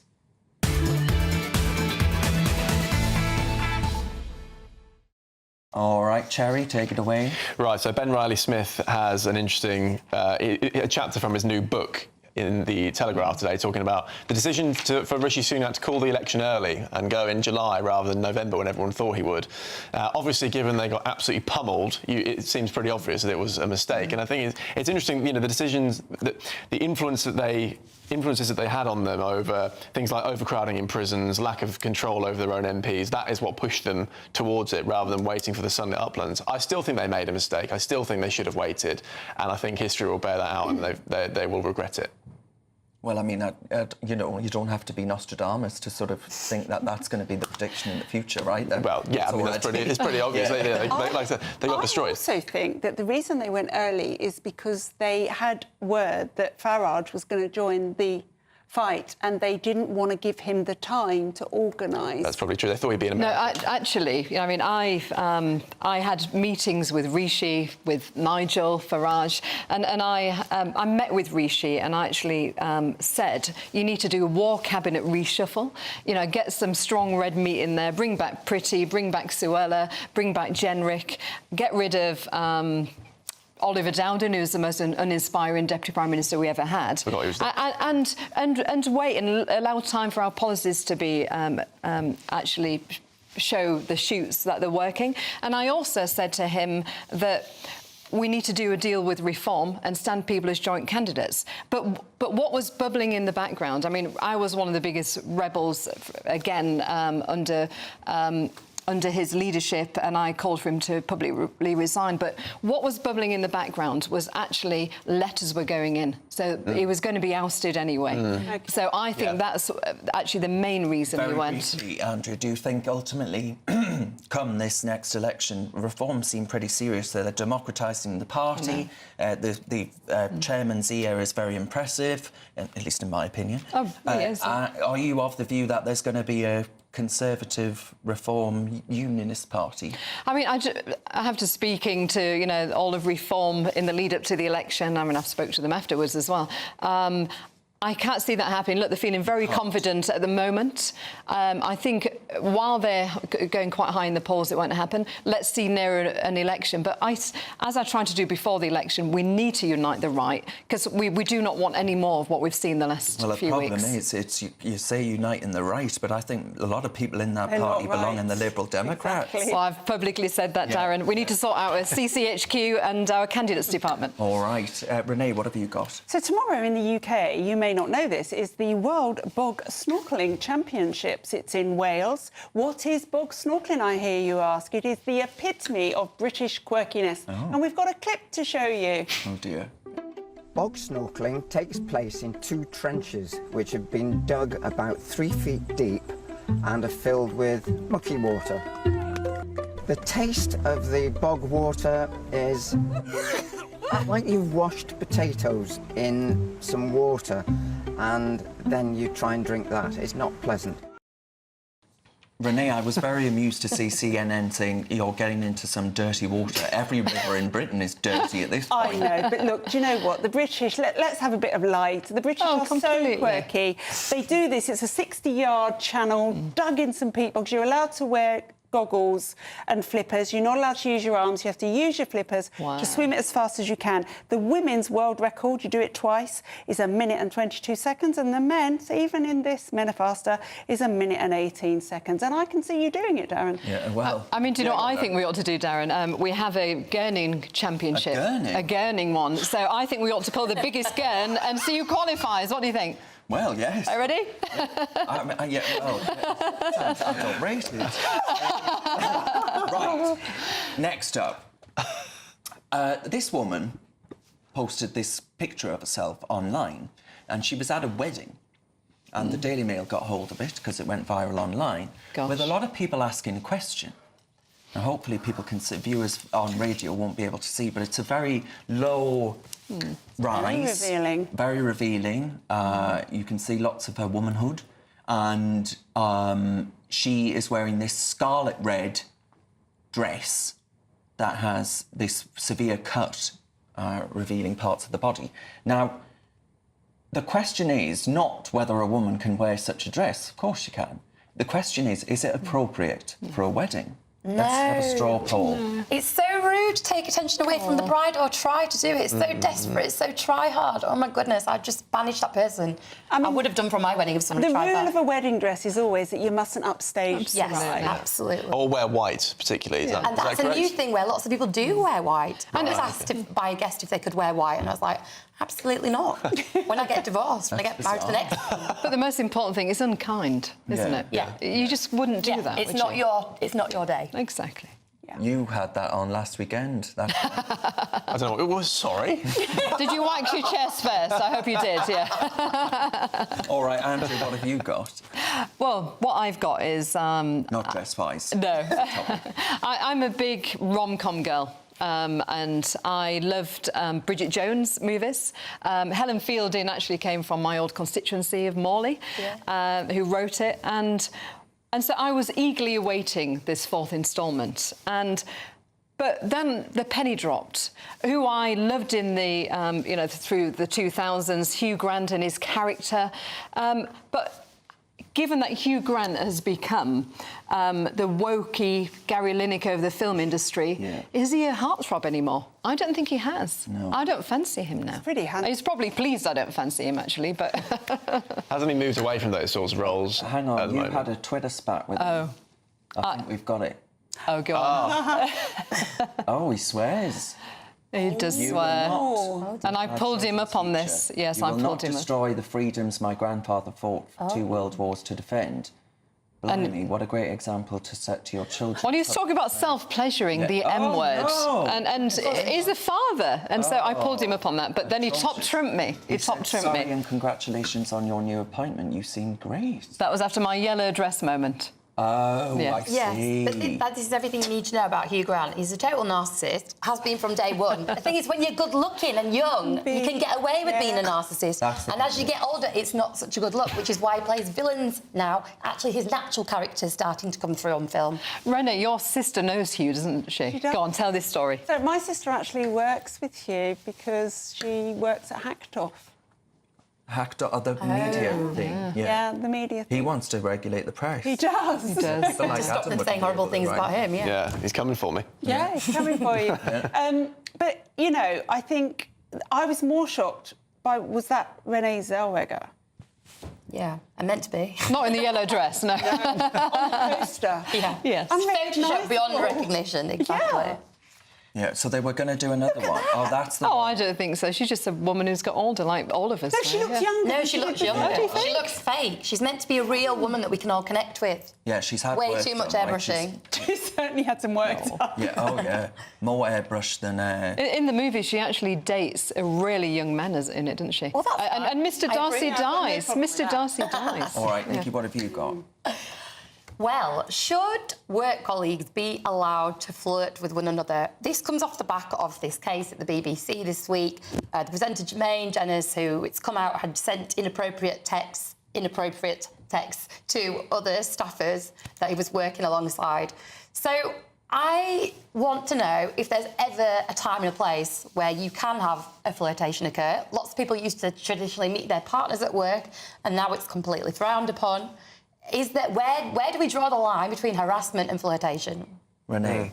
Well, I think nowadays we draw the line sort of before it's even started, because I think young men now, understandably, would be absolutely terrified of doing what is very natural, to flirt with a member of the opposite sex to try and woo her.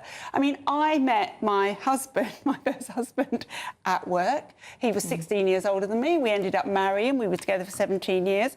And then when I started at medical school, I met my next partner. He was my tutor.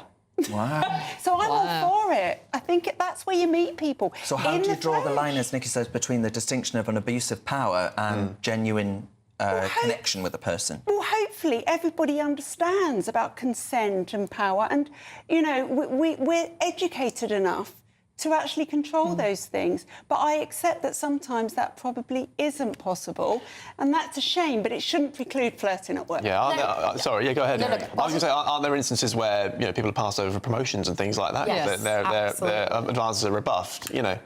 So sometimes some companies outright ban it. But people have been flirting since Adam and Eve, and it's human nature. Let's not forget that. I was sacked from a job because I wouldn't sleep with the boss, and that ruined my career for a few years. But then I also, when I was around the same time, about 25, worked in a really boring media company, and I had an affair with two guys at the same time, and then one of them had to leave, and then I left anyway. Goodness gracious me. And women do it too, basically. Did you go to a wedding wearing that red dress? Still ahead, we're going to answer all of your questions in Ask the Five. It's your last chance now to get your questions in. gbnews.com/your say, no topic off limits. I wonder what you've got in store for us this week. Wow. You're with the Saturday Five live on GB News. Join me, Nana Akwe, for an informative, interactive news programme with a difference. It's fun. It's true. You're not wrong. No one will be cancelled. Lovely. Join me from 3 p.m. every weekend, only on GB News, Britain's news channel. Sir Jacob Rees-Mogg's State of the Nation, Monday to Thursday from 8 p.m. The court on Wednesday ruled that a teenager was wrongly ignored before being forced into end-of-life care. Sudiksha Thirumalesh, who was 19, died last year after being prevented from travelling abroad for treatment after doctors said her condition was incurable. Doctors said Ms. Thirumalesh's objection to their decision was unreasonable and that she should have all life-sustaining treatment ended and be put on a palliative care pathway. Last August, a ruling said that the teenager lacked mental capacity to make her own decisions, but 3 judges in the Court of Appeal overturned that decision last week. Lawyers said the move reaffirms the right of patients to disagree with their doctors. The teenager remained fully conscious while being treated by the University Hospitals Birmingham NHS Foundation Trust. Well, to discuss this tragic case, Sudiksha's father, Thirumalesh, and brother Varshan join me now. Thank you so much for joining me in these desperately sad circumstances. This is very important for other people who may find themselves in a similar position, that they will be able to make decisions about their own care with the support of their families, rather than there's sometimes arrogance of the medical profession who think that they know best. So you must be, I hope, very reassured by this judgment that Sutik Shah has achieved something for other people? Yes, definitely, because this arrogance transformed into cruelty towards my sister's care and ill treatment of the whole family. They think they are on the top of the hierarchical spectrum, and they treated us like we were on the bottom of the lower end of the chains, or rather as low class, but we ensured that our class remained. GB News, the People's Channel.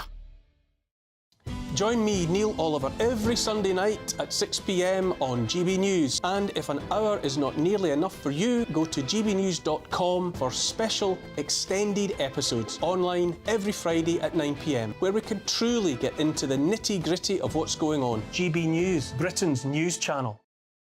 If you want your news to be straight talking... This is a nightmare for the Conservatives again. Down to earth. It's not just Nottingham where this is happening, is it? And most importantly, honest. Hard-working, middle-class taxpayers, they'll get their book thrown at them. Then catch me, Martin Daubney, Monday to Friday, 3 till 6 p.m. on GB News, Britain's news channel.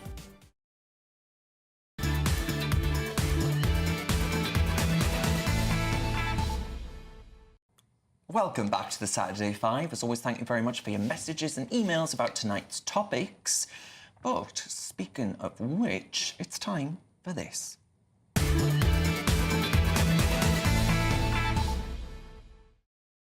All right, you vicious beasts, let's see what you've got in store for us this week. One viewer's written in and asked, why won't Starmer address immigration? Nikki?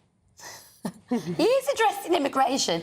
Both him and Yvette have come out very strongly and said this is what we plan to do, but they just haven't. They've only been in office how many weeks? 7, 6?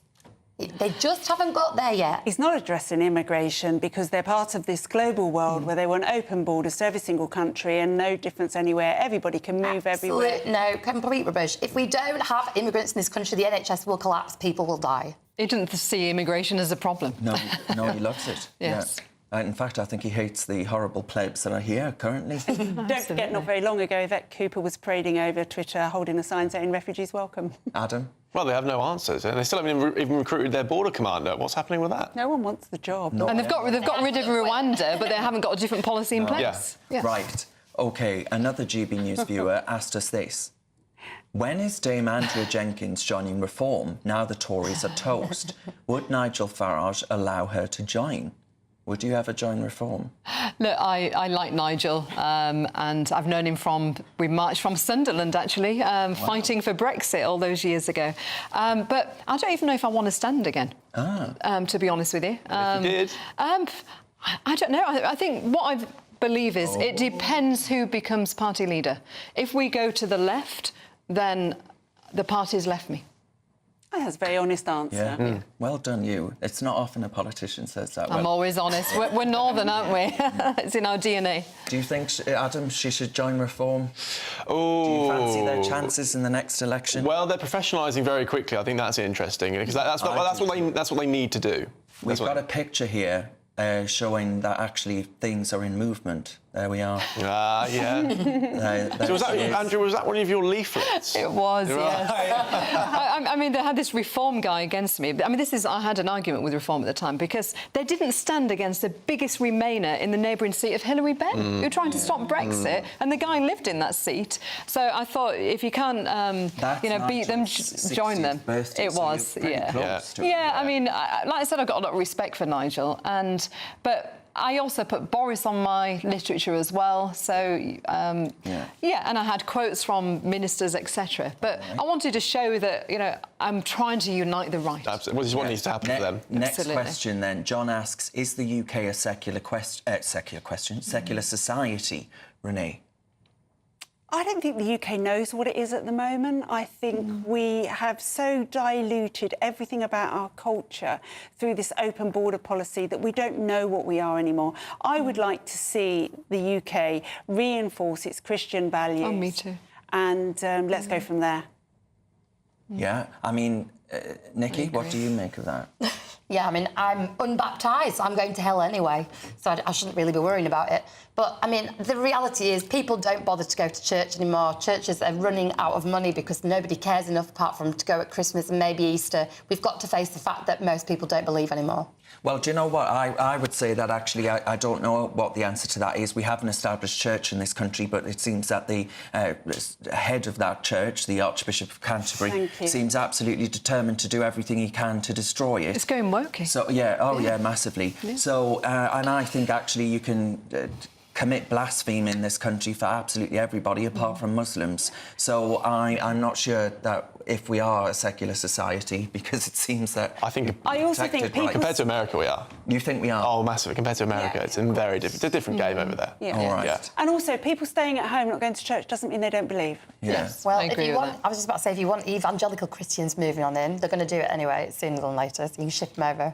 All right. Really believe that's going to happen? It's absolutely going to happen because where abortion's going. We need to go back down to traditional family values as a society. We've had an offer. Cassandra says, I'd be up for the job of Border Command, but I fear I'd get sacked in the afternoon by Tutia Keir. There you are, Cassandra. I would make you head of Border Command, if not myself. Anyway, thank you very much to our guests tonight, our newbies. Next up, it's the brilliant Leo Kearse with the Saturday Night Showdown. I am actually going home now. Thank you very much for watching. I'll see you again tomorrow, actually. Here's the weather with Greg Dewhurst. Thanks, Hugh.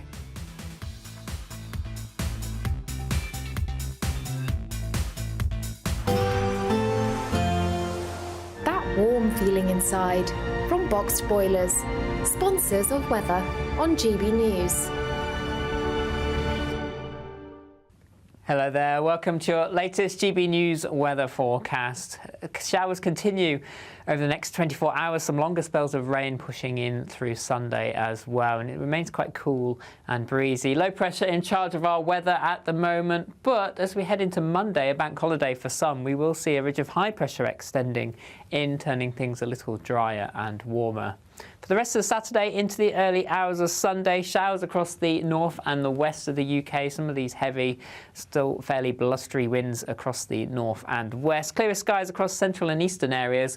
Quite a fresh night for everyone, with temperatures in towns and cities dipping into single figures, perhaps 5 or 6 Celsius in the countryside. But there will be plenty of sunny spells to start Sunday morning, particularly across southern and eastern parts. Here, blue skies to greet us, though showers across the West Country into Wales. The next weather system moving into parts of Northern Ireland, northwest England, Scotland, with outbreaks of rain pushing in here, but still some sunny spells and showers across the north and east of Scotland. Winds fairly brisk and temperatures around 10 or 11 Celsius to start Sunday morning. As we head through the day, this cloud and rain will push in and push eastwards as we move through the day. Some of the rain will be heavy at times, largely affecting Northern Ireland, Scotland, Northern England, Wales. Further south, it will be fairly showery across southwest England, a cloud extending further east. But the best of the sunshine holding on across southeast England. Here, temperatures around 20 or 21 Celsius. Cool under the cloud, the rain and the brisk winds, 14 to 16 Celsius across the north of the UK. Into Monday, that high pressure starts to build in, plenty of sunny spells around. There will still be a scattering of showers, the cloud thickest across Northern Ireland, southern Scotland, Northern England. Showery rain through the day here. And then as the week goes on, temperatures will start to rise. The mid, locally high 20s possible by the middle of the week. See you again soon. Looks like things are heating up. Boxed Boilers, sponsors of weather on GB News.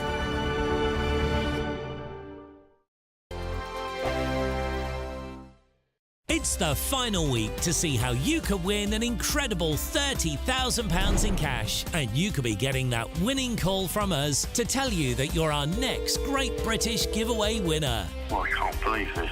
Oh my God, this is amazing. That is absolutely fantastic. We're home to the moon. I've never won anything like this in my life. Oh, you shocked me.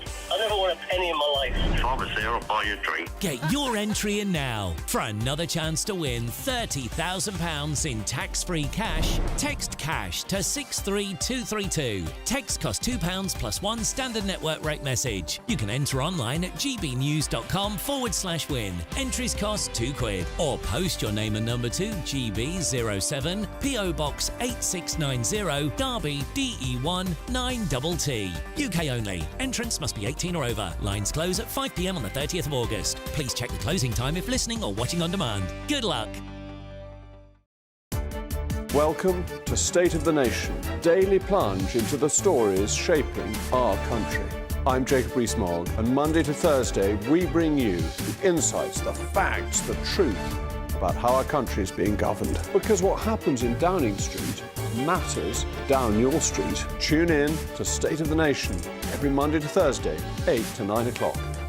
Only on GB News, the People's Channel, Britain's news channel. Join me, Camilla Tominey, for a frank and honest discussion with those in power that cuts through the spin and gets to the heart of the issues shaping our nation. You haven't confirmed that you want to stand as leader, but you haven't ruled it out either.